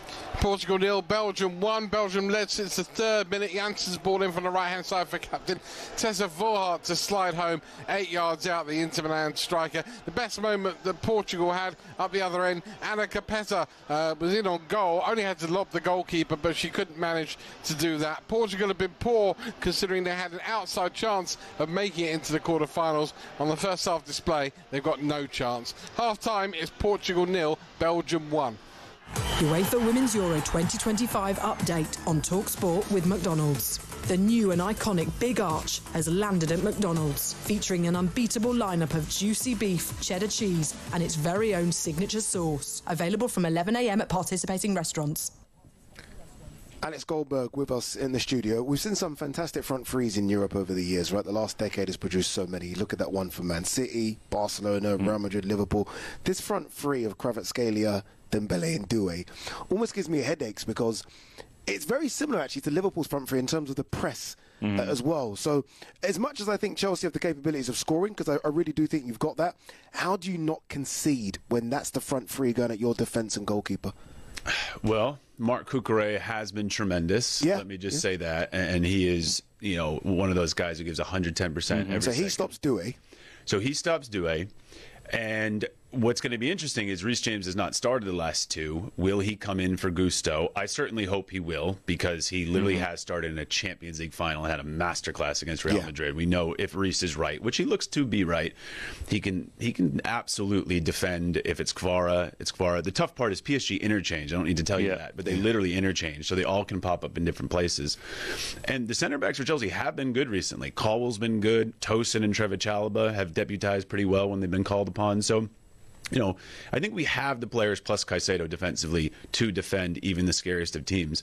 Getting back to what we were just saying about Nkunku, now that I'm thinking about it, though, maybe Liam Delap starts up top, then you can bring João Pedro in for Nkunku, and João Pedro will work defensively. He will. And then you have Neto on the other side. And Neto does work defensively. So where there's a will, there's a way. Yeah, and look, as Alex said, Chelsea in finals, they do find a way. Again, this PSG side is frightening, right? It's scary. It's Barcelona-esque under Pep. But Chelsea have this thing in finals where maybe they've not had the harder route to get there. So maybe it could be the fresher of the two as well, an extra 24 hours to rest. Yeah, you say that, but they're the team that have run the most of the tournament. So, there's more energy in the legs. I don't really think that'll be the case. I just think this PSG team is going to change the way football is being played for the next 5 years. I really do. Quick scoreline prediction? Well, heart and head. All right. Heart says we're going 1-0, just like the Champions League final against City. Somehow we're going to keep a clean sheet, because I'm telling you, Moises Caicedo is going to have the most ridiculous performance ever. Head says the exact same thing. Oh, I like it. I'll take that bet. Alex Goldberg, Chelsea content creator, thank you very, very much. All right, up next, we are going to be joined by my boys. Akam Barak are in the building.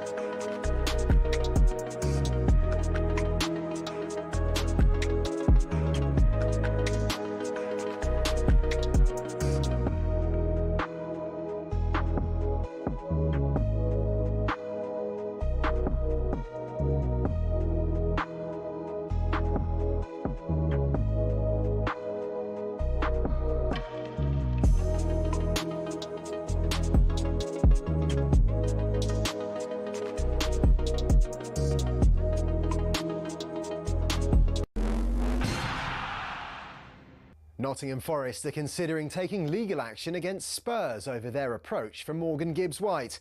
They believe Tottenham acted illegally and breached confidentiality with his £60 million release clause. Former Forest striker Rob Earnshaw. Let's face it, they'll get down to the table, start negotiating at some point. That's what I believe. It would be devastating for Nottingham Forest to lose Gibbs-White. I think he's become such an important player, an excellent talent. And on top of that, he's also their captain, the leader. And he's still a young man with not reached his full potential. Forest have already lost Anthony Elanga to Newcastle. Elsewhere, we understand Arsenal have agreed a £52 million fee for Noni Madueke. Jordan Henderson, meanwhile, to Brentford, has certainly got the vote of one former Premier League manager, Alan Pardew. I think that's an inspired move because, you know, you look at Brentford, they look at the numbers, and obviously with the betting regime behind them in terms of the knowledge, they know that the performances Henderson's put in at Ajax have been of the level. Okay, they wouldn't take him otherwise. But the added bonus, of course, is the leadership that he brings. You know, with Norgard going on to the Arsenal, it seems like a perfect replacement to me. It's our understanding Henderson will opt for the red and white stripes of Brentford after leaving Ajax. Liverpool have confirmed they'll pay tribute to Diogo Jota before their friendly on Sunday at Preston. There'll be a rendition of You'll Never Walk Alone before a minute's silence prior to kick-off. All players will wear black armbands and the teams will lay wreaths. And some positive news on the injury suffered by Lions fullback Blair Kinghorn. Sprained knee is what we're hearing. Obviously, he didn't look great on against the Brumbies, but actually, you know, the scan has showed up way more positive than we'd hoped originally. So, you know, we're hopeful that he'll take some part in next week, and then it'll be a little bit of a waiting game in terms of whether he's available for the first test. He'd been widely tipped for a test starting place when he picked up the injury in the win over the Brumbies on Wednesday. Remember, Saturday's game against an Australia-New Zealand invitational side is live and exclusive on talkSPORT.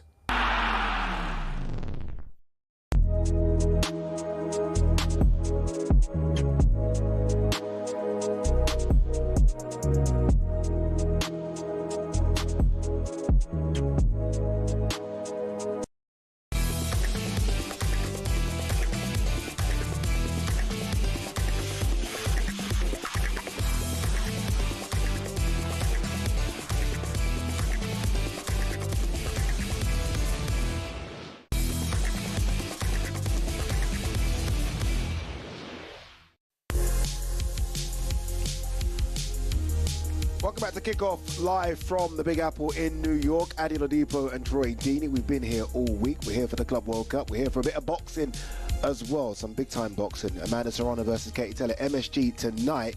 And then remember, tomorrow at the Louis Armstrong Stadium in Queens, Edgar Berlanga, Hamza Shera. So look, loads going on. And 2 have become 4 because my brothers from across the pond here. That's how they introduced me, by the way, when I first came over. These are legends. Who are 2 of the best when it comes to all things boxing. 2 of the voices that I think it's fair to say I've mimicked a little bit, I've copied. You know what it is? When I saw these guys here, I came over and I was suited and booted, doing my third. And these guys had hats on and they're showing tattoos. I think he was wearing this T-shirt. He gave me the T-shirt. I wore it the other day. Thank you for that, by the way. Yeah. That's why I gave your brand a little bit of recognition. There you go.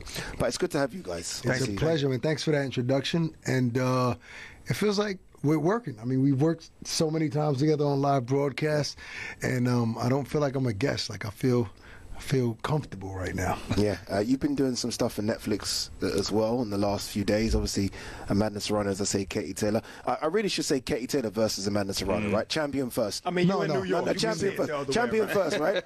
I mean, but look at the way they're promoting it. They're promoting it like she's the champion. She's going to be called last and everything. If you've seen her weigh in, the podium just rose like that, rose all the way to the ceiling. I'm like, they know what they're doing. I mean, come on, let's call a spade a spade. What's the spade? Amanda won the first fight, right? Even though it was very close, most of us feel. Come on, talk. Don't let him finish the sentence if you don't agree. I know you guys across the. I know you guys from across the pond. I will say this about him: he's Puerto Rican and Amanda Puerto Rican. There you go. No, but what I'm going to say is, you can understand why he's doing this. I thought Amanda won the second fight more than the first. Either way, she should have got one of them. That's what I was going to say. The first fight I thought was Katie. Second fight I thought was Amanda. And then we'll have a tiebreaker. It'll be more meaningful. I agree. I think it's one apiece, right? Either way, there's never been a trilogy when one fighter wins 2 times. Yeah, so exactly. Obviously we know there's something it was well deserved. Yeah, you know what I mean? Yeah. It's one of the best trilogies as well, isn't it? Male or female? I mean, this is Gatti Ward type stuff, isn't it? It really is. It's a you know what you're going to get, right? You know that it's going to be a war. There's no question about it. So when you think about trilogies, Gatti Ward is the only one that I can safely say that you knew what you were going to get, right? Yeah. Because you got the Bo, Holyfield, and those fights were Pacquiao, good fights. Barrera, Fury, Wilder. Not the same. Yeah, this is a historic event. And in fact, look, shout out to Jake Paul, MVP and all of that. Netflix putting on an all-female card. 17 world titles on the line tonight. I mean, it's never been done. It's 17 world titles on the line. Like, come on. Why is there that many in boxing anyway? But that's another story. I think as well that obviously the 2-minute rounds allows for greater fights. In my personal opinion, I don't want to see the women fighter go to 3 minutes. I think then it takes away from that. Brawler aspect's the wrong word, but that let's go and get it done. Maybe, but I think it's a gift and a curse in that, because there are women that need that extra minute to get girls out of there, because people complain that women don't score knockouts, that's not right? Proven. Look, it's not proven, but think about the male fights. How many male fighters have stopped guys late in a round in a fight? It happens often. Let's just talk about women. Amanda Serrano got the biggest knockout record there is, the biggest percentage. No one knocks out more people than her. When she fought 3 minutes, she didn't get knocked So you don't necessarily. She fought 3 minutes, one fight. One fight. Right, but she fought saying, if I had the 3 minutes, I'd have more knockouts. Yeah. So it just doesn't correlate all the time. Now, you can't base that on one fight. I look at it like this. Some of the fights tonight are going to be 3 minutes. Some of the women fights are going to be 3 minutes. So it's up to them to decide. If that's what you're going to do, go ahead. But if you're not getting that 3-minute money, Katie says she wants to get paid more for 3 minutes. So I respect it. I'm here for it. Women can cuss easier than men. Yes. Yeah, that is true. I'm with you. I think 2 minutes is fine. What I think there should be, I think the to bridge the gap, it should be 12 rounds. Okay, I'm with that. That makes for sense. these type of fights. I'm with that. Give them 2 more rounds. Yeah. Let it really be a championship fight. Yeah, it almost seems like this fight is too big to be a 10-rounder. Yeah. I mean, maybe unification bouts or undisputed bouts. Let's make those 12 rounds. Something. Maybe we'll start pushing for that. Can I ask a general, broader question before we get into specifics about some of the big fights coming up? Boxing in America right now, how healthy is it compared to a decade ago, 20 years ago? I think there's a misconception about boxing not doing well and it dying, so to speak. You hear that a lot, and then you also hear the nonsense about MMA taking over boxing. Boxing is viewed on more platforms than ever before, right? Obviously, we consume content on this phone more than ever before, so you see it everywhere. You see it on social media, you see it on other platforms. Obviously, with the Zone being big, and I mean, ESPN is out of boxing, but there's more eyeballs on boxing than ever before. So how could it not be doing well when more people are watching it? I think the problem is more crossover stars is the problem. But boxing always been a star-driven sport. When you go back to Sugar Ray Leonard in commercials, Sprite commercials, Coca-Cola commercials, big star, late night show, Mike Tyson, big star, Ali, big star. Who's that now? Who's that now? Who's that now? Gervonta Davis, Canelo Alvarez. Gervonta ain't in no commercials. No, but I'm saying who's the crossover? So who is the crossover? It's different now. He's big on social media, and there are more eyeballs on him than there were back then. Sugar Ray Leonard was a star back then because the only time you can see a fighter would be on national TV or on a national commercial. Now you don't need that. You need your phone, and that's it. So there's Canelo Alvarez, Gervonta Davis. I'm not saying there are tons of them, but there's still those marquee names. I don't agree with nothing you said. That's fine. We normally don't agree. I don't agree with. No, we usually agree, but I don't agree with nothing you said. There's not more eyeballs on boxing than there used to be. First of all, boxing was the biggest sport in America. Muhammad Ali days. It's like number 4, 5, 6, 7 now. You know what I mean? So it's not more eyeballs. How do you know it's not more?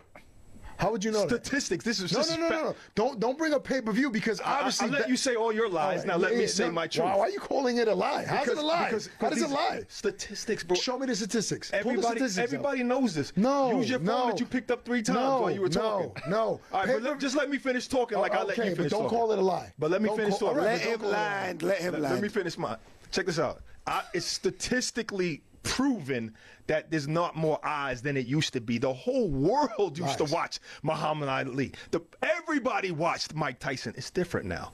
But there's more outlets now. There's more stars now. But we just don't have the viewership now. If you want me to tell you why, it's because boxing is also the only sport that's okay to be racially driven. So you're looking for your Puerto Rican champion. You're looking for your African champion. You're looking for your American champion. You're looking for your white champion. We don't have that crossover star in the white community anymore when it used to be, correct? It used to be all white. And if you look at all those pictures, you see nothing but white guys in the stands. Who was it then? It was listen, and then Muhammad Ali came and Jack Johnson came and all of those guys came. They wanted Muhammad Ali to lose. Now, all of a sudden, in the UFC, you have every nation represented, every race represented that's doing very well. And that's why they have viewership from everybody. All right, guys, hold that thought. Hold that thought very quickly. There has been a goal in the game that Emily Herbert is watching for talkSPORT. Italy versus Spain. Emily. Yeah, and Spain leading this game for the first time. It's Italy 1, Spain 2. Patrick Guijarro, with what I think was just a pass, has rolled into the bottom corner. It's a really poor goal to concede for Italy. They've been looking really lively in this game, but both these sides are qualified with Portugal trailing in the other group game as it stands. 50 minutes played, Italy 1, Spain 2. UEFA Women's Euro 2025 update on talkSPORT with McDonald's. Got Big McDonald's hunger? The new Big Arch is here. Available from 11 a.m. at participating restaurants. All right, we can continue and go back and forth about whether it's big or not, but on a very smaller point, MSG, right? I mean, how many big fights do we see in MSG now? We don't really see as much as we used to, right? Trinidad, Cotto, that place used to be sold out. It felt like every 3 or 4 months. Now, I mean, it's once every 3 or 4 years that they see big MSG. Yeah, obviously, Vegas has always been a hot spot for boxing, but like back in the day, Cotto had a big following in New York City. Tito Trinidad had a big Puerto Rican following in New York City. The Barclays had a hell of a run in boxing with the PBC and Al Heyman. But, you know, Texas has become a more of a hotspot. Obviously, you know, you guys across the pond are putting on massive fights. So I think, first off, and just to kind of to end my point in that, I think piracy is what is hurt boxing, and we can't tell how many people are really watching, right? When you have the Fire Stick, when you have these other ways to stream a fight, and the numbers aren't there for pay-per-view, or even if you're watching ESPN, when you're streaming it on illegally, right? If you don't have the subscription for it, we can't tell the numbers. So I think there's still as many people watching. We just can't calculate it. And maybe that's a good reason why Jake and them went to Netflix. Yeah. And we can see, and you see what Jake Paul and Mike Tyson's fight did. Crazy. Tens of millions of people. Crazy, yeah. You know? So maybe that's true. I can't let you go without asking about Canelo Crawford, right? 2 guys that you know very, very well. I've heard of them. I need to actually say this. So I asked earlier, can I ask these guys a question? And he was like, yeah, cool. But these two sit on the fence when it comes to this fight because of your friendships. Right. So I'm going to call you out straight. Okay. What time is it? Hold on, it's my mother calling. Hold on. You have to pick a winner and a reason why. Because you can make an argument for both. That's easy. But you are the guys that know about boxing. Right. You talk about boxing on anybody else that's not your friends. Right. I feel that you have to. You owe the public. So I'll tell you this. So this is, I just was in the documentary leading up to this fight, The Countdown, and I didn't give them a prediction, and I've been interviewed 100 times since then. But because that's my brother Addy over there, I'm going to give you guys the first ever prediction on that fight, and risking my relationship with the other fighter, right? I already unfollowed you. Right. You're safe.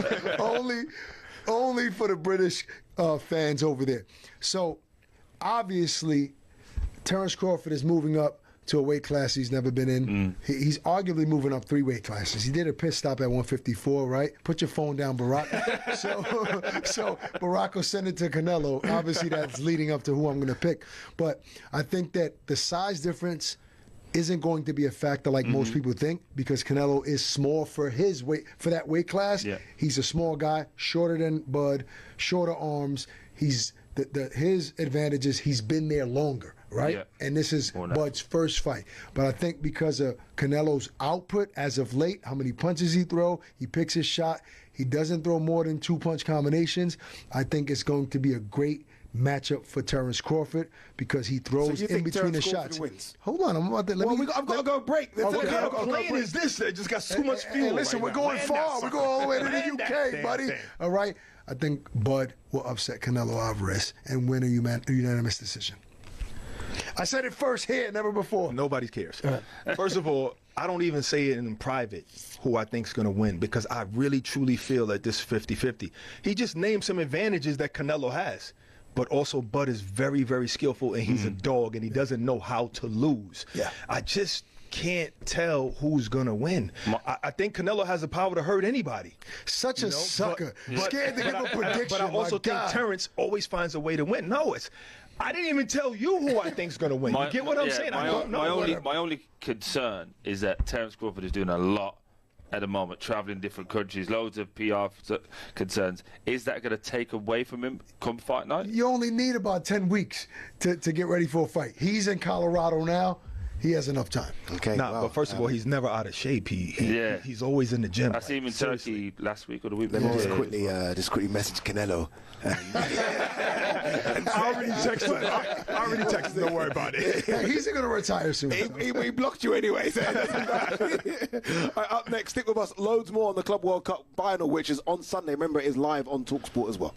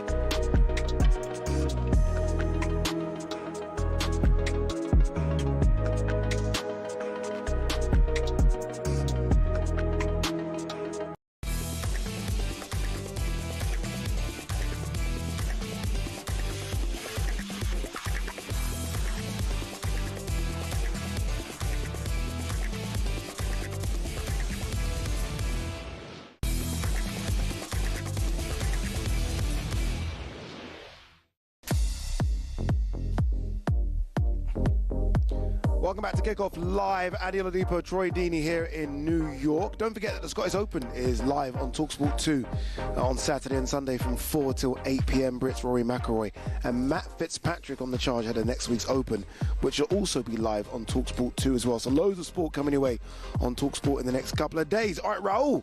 Look at him, very sharp, is with us as well. American and South American football expert has joined us. How are you, sir? Good? I'm good, yeah. Thank you guys for having me. Yeah, let's talk Club World Cup. How have you found it? You kind of boots on the ground here in America. How have you found it? Yeah, I mean, I think it's been a mixed bag, personally.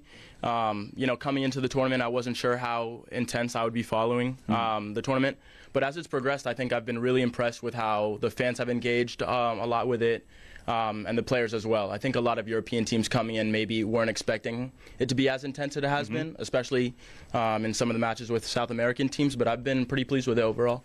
Yeah, that's been one of the biggest takeaways, isn't it? The South American teams. Palmeiras have been fantastic. Fluminense, I thought, were really good. Flamengo as well. Has that been the biggest surprise for you? Or were you even surprised by the South Americans? Because I think some of the European teams were.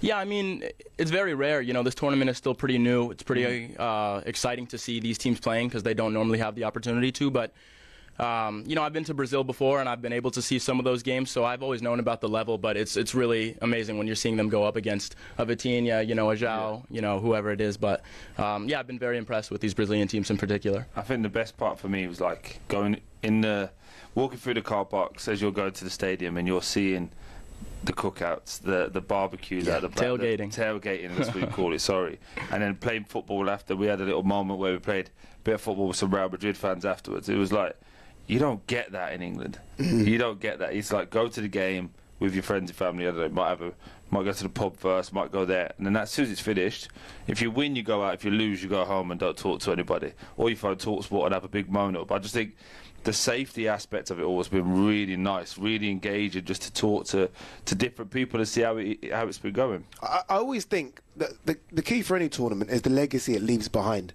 So any sporting tournament, like, do you just go to a city or a country and then once the tournament's over, everyone forgets?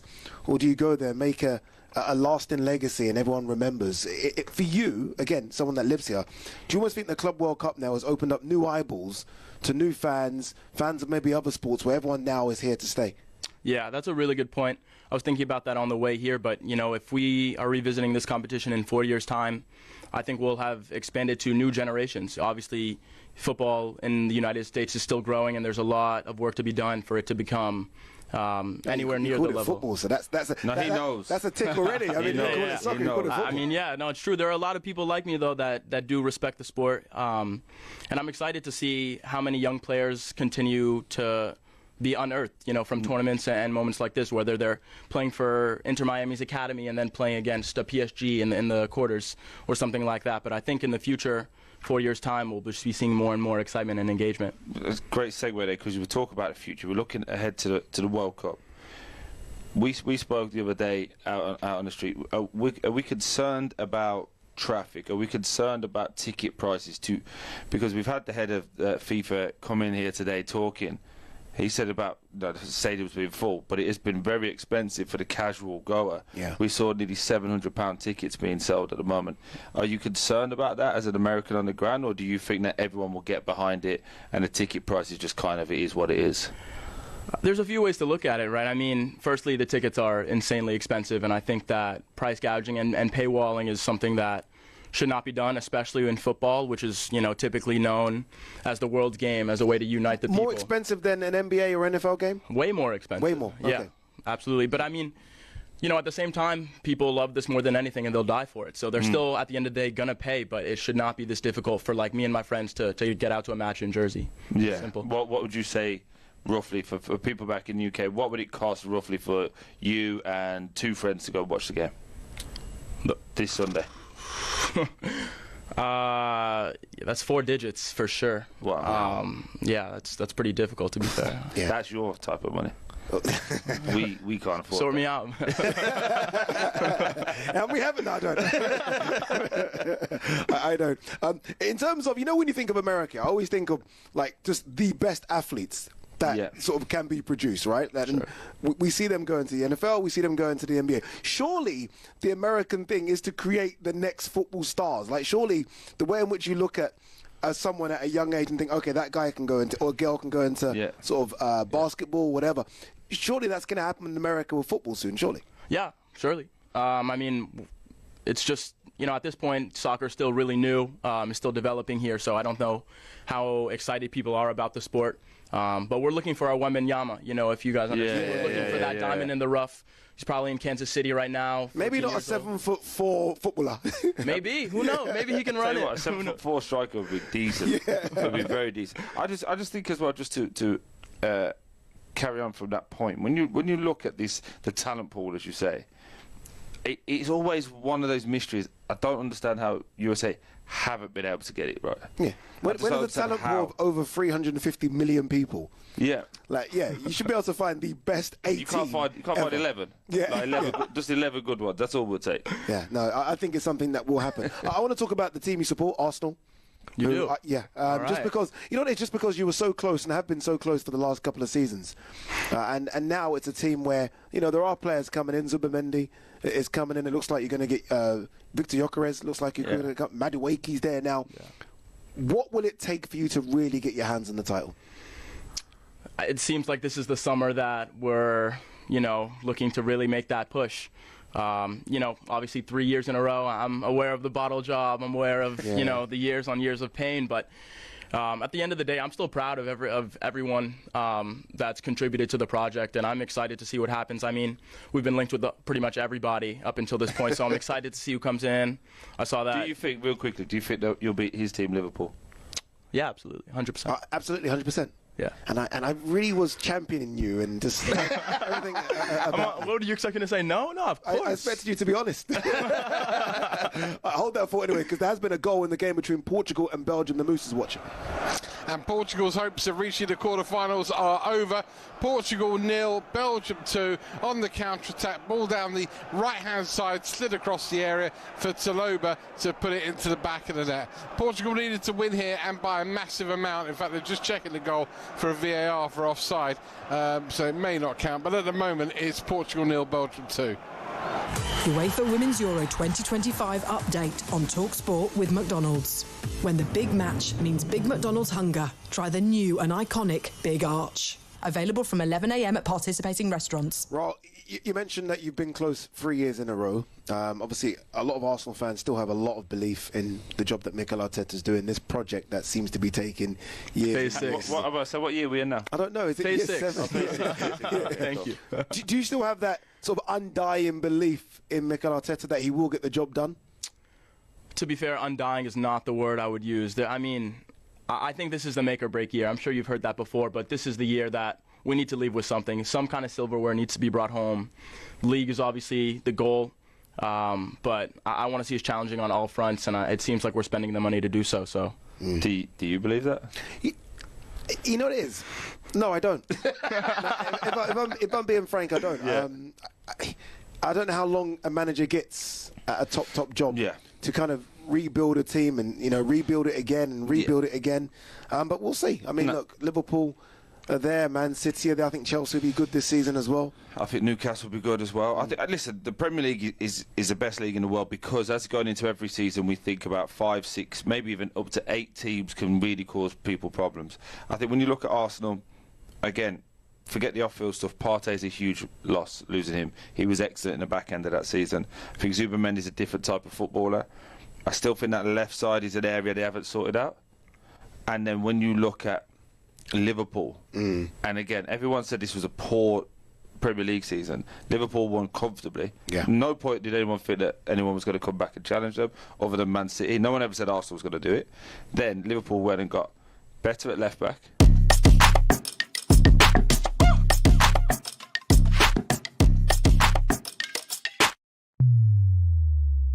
Hello and welcome to Wimbledon Unfiltered with me, Nick Kyrgios, presented by talkSPORT and Good Trouble. We're sad today. It's our last day of the championships with my best friend, Gordon Smart. How are you, mate? 10 out of 10. Good what a to week see it's you. been. I've loved it, Nick. Every second of it. I've learned so much from you, by the way, so thank you for letting me ride in your coattails the last 2 weeks. Busy day today as well, hasn't it? It's semi-finals day. The men's tennis has been pretty route one, would you say? Yeah, I mean, look, I definitely thought Fritz had some chances there to take it to 5 sets. And Fritz over the last 2 to 3 years has really cemented himself as one of the best grass court players in the world. And, he was right there today, but Alcaraz comes through in 4 sets and makes his 3rd straight Wimbledon final. And right now it's looking pretty grim for Novak Djokovic, who, looks to have a bit of a niggle, but in saying that, Sinner looks pretty good. And it looks like the predicted Sinner and Alcaraz final is going to come to light. Let's have a little look at Fritz for a second, because I think, is there a potential winner in him in the future, do you think? I think so. Yeah. I think he could.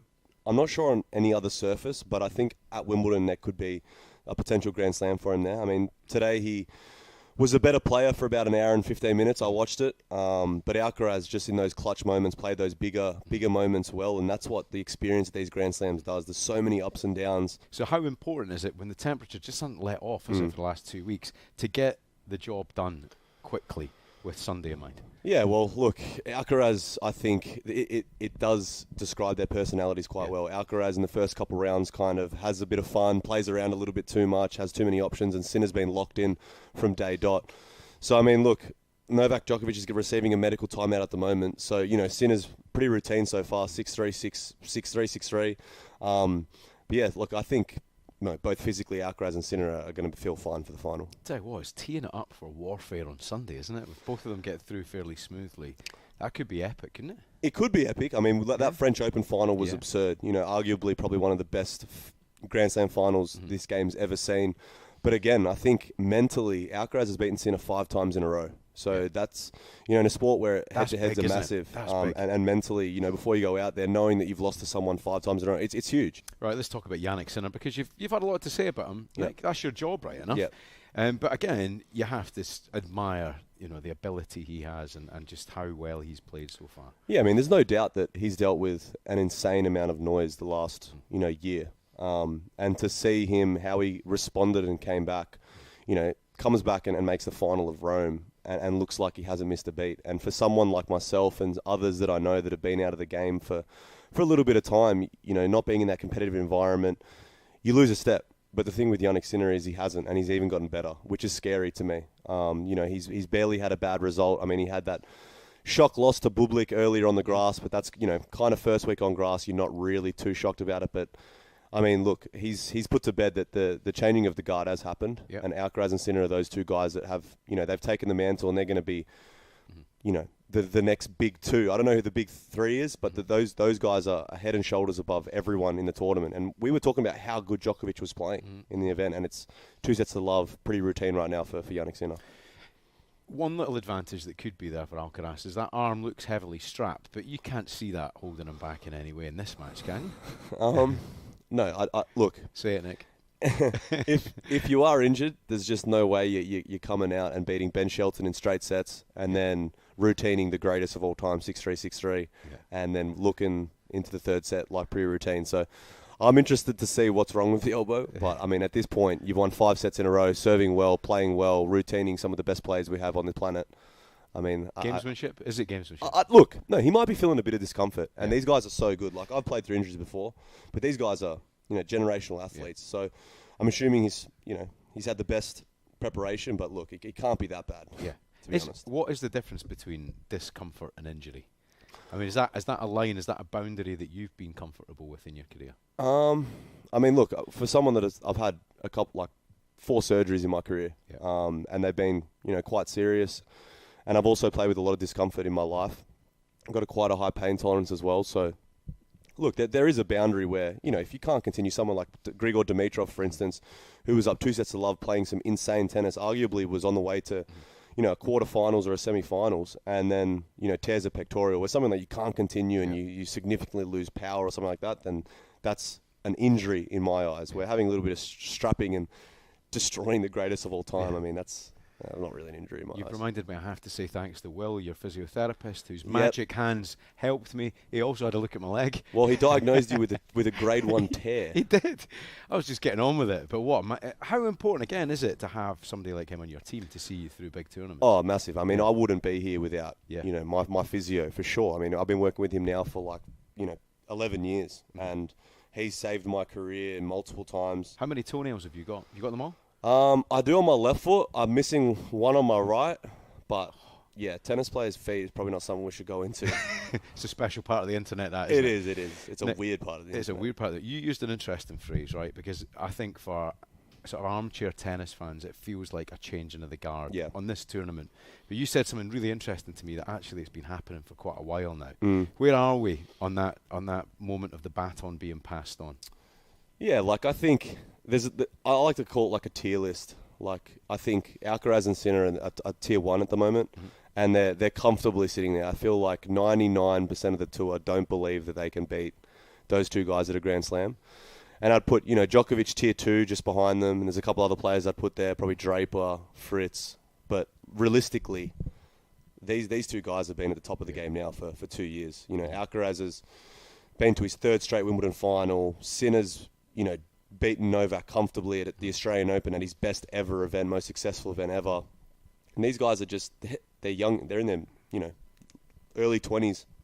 And I can't see anyone really, Djokovic, regardless of how he goes here, I don't know how much tennis we have left of Djokovic. So these guys are, the changing of the guard has happened for sure. 1 in 3 on the bounce for Alcaraz, that would be, only a few have done it. Only 4 people of all time have done that. I think Bjorn Borg was one. I'm not sure the others, but this is my, Carlos Alcaraz is breaking records and equalising records like this already. If he somehow, he's going for his 6th Grand Slam. Yeah. And I think that already, is rivaling some numbers of some of the greatest to ever play. And he's only 22 years old, I think. So it's scary. I heard an interesting statistic today that he had the biggest hands in tennis. He can hold four balls in a hand. Who's got the biggest hands in tennis, Nick? Look, he's big. His right arm is big. I don't know what he's been doing with that right arm, but it's big, yeah. Excellent. Right, on the women's tennis as well. I mean, finals tomorrow, right? But you've actually played a little bit of doubles, which I didn't know until yesterday, until social media revealed once more. So Anna Masova, what's it like playing with her? I played with her when she was extremely, new to the tour. She always had a lot of potential, and she went off the tour for about a year to deal with some mental health stuff and get that right. And, in no way, shape or form did Sabalenka play her best tennis yesterday. But at the same time, you got to give it to Anna Samova. She was 400 in the world when she took a year off kind of thing and comes back now and solidifies herself in the top 10, now Grand Slam finalist. She always had a dangerous game in my eyes. I hit with her a lot, played doubles with her. She always hit the ball incredibly flat. And I thought, one of the best backhands in the world for sure. And I thought Wimbledon was always a really good place for her to do well. Hits the ball flat, doesn't move maybe as great as some of the other players, but hits the ball big, aggressive, takes time away. So, look, I'm not surprised to see her finally breaking through and having that breakthrough. But again, Sabalenka, adding another semi-final of Wimbledon to your resume after having such an incredible run at a Grand Slam. I mean, she's obviously going to be disappointed, but you got to take it all in perspective. Who wins? One question, and who do you want to win is the other question. I definitely want Anna Samova to win. Yeah. There's no secret in that. But look, Swiatek yesterday looked a bit scary to me, to be honest. Yeah. You're playing Belinda Bencic, one of the cleanest ball strikers on the women's side that they have, and comes out on her probably least preferred surface and demolishes her. 6-2, 6-love, looks hungry. And, this is the Grand Slam that people thought, she's not very good on grass. She hasn't really committed. She hasn't really, adjusted. Clay's her favourite surface, but she looked incredible yesterday, and I got to give her flowers. I think she realised when Sabalenka went down, she's probably never going to have a better opportunity to win Wimbledon than this. So I think it's going to be incredibly hard for Anna Samova to win tomorrow, just simply because of the drive of the Wimbledon title for Swiatek. That's something this will be like Roger Federer's French Open, when it was just avoiding him for so long. Then he got that little window without Rafa Nadal there. He beat Soderling, and this for me is a bit of that kind of mentality for Swiatek. It's all the big girls are kind of out. Now I'm the favourite. Now I'm going to go grab it. So I think Swiatek might get it tomorrow, but do I want Anna Samova to win? Probably. It's a very elite group of people who have made a Wimbledon final. You are part of that group. Elite. He's elite. Do you get anything to acknowledge that? You get a little dish, you get these little frisbees thrown around. Yeah. I don't even know where it is, to be honest. Do you know I've actually. Do you keep your stuff? Do you keep your trophies? My mum and my dad are very proud of my tennis achievements, but I have no idea where my Wimbledon runner-up trophy is. Honestly, I never. I don't know. Maybe I've come back from a night out and literally used it as a frisbee. I don't know, but I don't know. Have you got anything up in the house at all? In terms of I have a little trophy room with my mum and dad. Keep all my stuff from juniors, and it's similar. It's similar vibe to this. They're so proud, and I'm just I couldn't honestly give about all that stuff, but whatever. So on Wimbledon final day, right? Is there much of a difference from the other rounds of the tournament and how the build-up What happens? What's it like? I didn't sleep for 2 days. I can imagine that Anisimova would be feeling a high level of anxiety right now. And I don't follow her on social media, but I like to keep up with, especially people that are going deep in the draw. Like, I like to see what their activity's like on social media. And Anisimova's been very active. She's reposting a lot. So I know, just from that experience, I know that she's on her phone a lot. She's probably getting drained by that. So already I know, like, that she's probably feeling the excitement. And like, undeniably so. It's your first Grand Slam final. But I went through that same thing. So, and I've, been looking at Swiatek's kind of stories and stuff. There's not much there. Like, so it's like, she's been there before. She's won it before. So I just love looking at that type of stuff. I'm like obsessive with, how people prepare for the biggest moment in their career.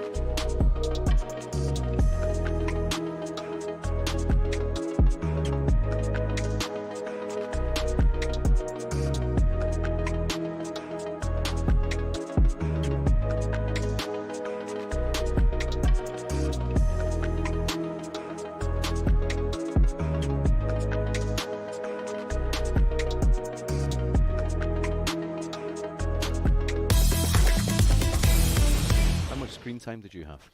A lot, because I couldn't sleep. Right. But like, I literally slept for an hour before the final, and I was so tired. But as soon as I, stepped onto the grounds, my anxiety, my adrenaline was crazy. Did life change for you after that final? Was there a noticeable change in fame or, your life at all after that? I mean, yeah, I think I'd always made some noise in the tennis world, and I was kind of famous. I guess famous for my sins at that final is on a whole different kind of stratosphere and level to any other result I've had. But no, not really. I mean, let's just talk about this for a second. As we're watching this, the momentum has changed spectacularly, right? 3-love up, third set. This is why he's, like, you think about it, he's got how much money he's ever made. He's broken pretty much every tennis record there is. Mm-hmm. You've got your family there, like, you've got a great family. It's just like, you're 2 sets to love down against Sinner. Your odds are probably beneath, under 5% to come back and win. And then all of a sudden he just like things just start swinging. It's just like, this guy's just different. And at this point, that's got to be new territory for Sinner as well, to have that kind of player making that kind of comeback at this stage of a tournament. Well, also what's interesting is Sinner's been 2 sets to love up against him here a couple of years ago. The year I made final, Sinner was actually up 2 sets to love and lost from there. So those things, honestly, they do play in your mind. And 100% Sinner's thinking about that right now. If he loses his set and he has a slow start to the fourth, that's going to start creeping in for sure. In his head. And which tournament do you love playing the most? I love playing Wimbledon the most. Yep. I did enjoy playing Australian Open earlier in my career, but playing in front of your home crowd and the amount of expectation and under the microscope, kind of what I was under was a lot. And I'll be like man enough to say I don't think I was kind of game enough to deal with it all. Like it was hard. On my day off, I'd come to the courts and have like 30 cameras following you for practice. It just got a bit too much for me to the point where I actually didn't really enjoy playing in front of my home crowd as much as I did playing, I guess, as the villain here at Wimbledon. Every time I came to Wimbledon, it was like, it's like when you were at school as a little kid, like they would point at you and it's like, this guy's not supposed to be here. And I really enjoyed that energy a lot. Wimbledon, US Open are my 2 favourites, and then Australian Open. I barely play the French Open. Have you ever refused to go back somewhere? You mentioned the French Open. Oh, yeah, well, I've never gone back to Shanghai. Right. Shanghai, for the tennis fans know, me and Shanghai have a brutal, like, I don't know what it is about Shanghai. Well, what is it? 2 years in a row. 1 year I walked off the court, I just had enough, and I just walked off. And the second year I had like one of the greatest, well, it wasn't one of the greatest, it was probably the worst ever non-trying tennis match. Like I literally just grabbed the ball, served it in, and I just walked straight to my chair. Like I was on the road for like 7 months. I was near the airport. There was like planes, and I was just like, I need to go home.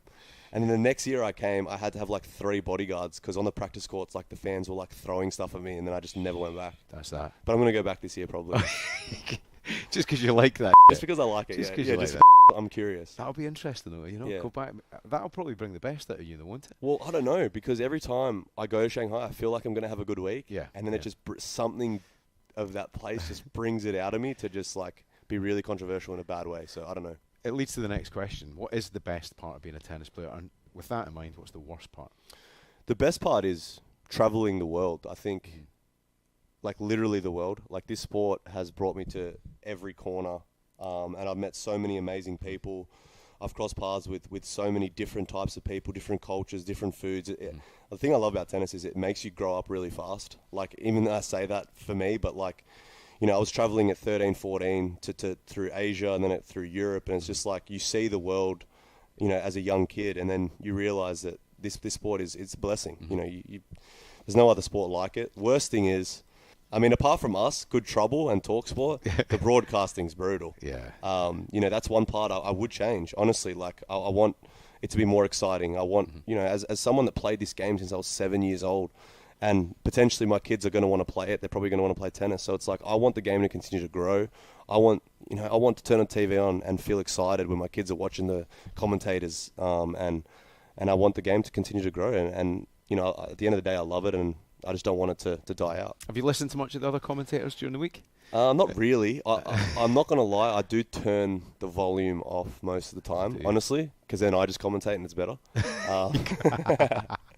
But no, seriously. Right. So like, I just feel like the game is changed. As we know, sport, football, NBA, tennis, the games are quicker. It's more athletic. The court speeds are different. The balls are different. Everything's so different. And like, we all know how much commentating adds to an incredible atmosphere, especially of Wimbledon final or a Champions League final. Like, the commentators have to be up to speed as well. They have to understand the ins and outs of the game at that period of time, especially if, I've showered next to these guys. I've eaten next to these guys. I see these guys more than my own family. So it's like, why would I not be the one giving the insights? And here's a question I'm not asked you, actually. Of all the people you played with who hasn't gone into the media, who should have done? Who would have been a real firebrand, a big mouth? I think Andy Murray's been underutilized big time. Yeah. To be honest, I think obviously I understand that his tennis commitments would have taken priority, and he would have done. His days would have been long. His recovery, I get that, but like, I think he would have been perfect. Right, we're going to fire through some of your heroes and villains and some of the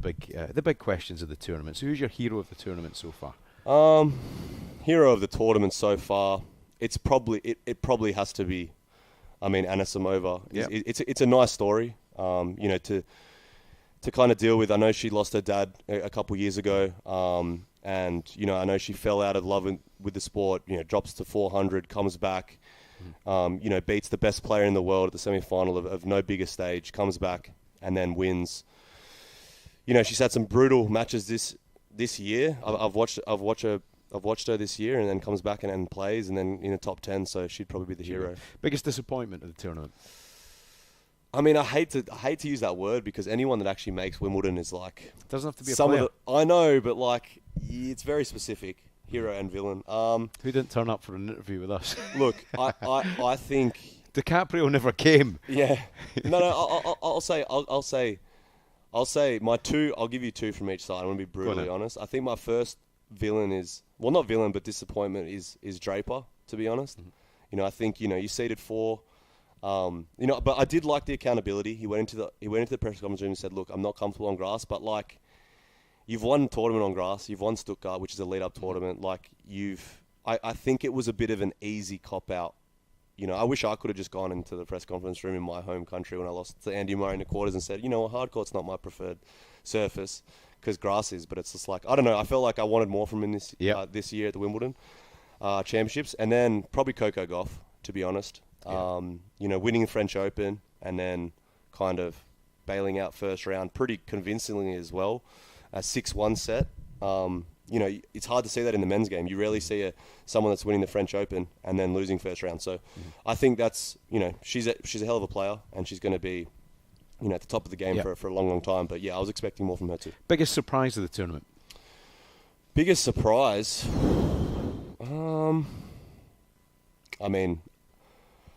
Honestly, like, Swiatek's completely flown under the radar. Yeah. Let's be realistic here. Like, she hasn't been in the media much like these 2 weeks. It's been about everyone else. It's been all about the seeds losing early, so many upsets, and everyone kind of put their eyes towards Sabalenka, but then everyone kind of forgot about Swiatek flying under the radar. So she's really surprised me, to be honest, especially what I saw yesterday. There's big Leo.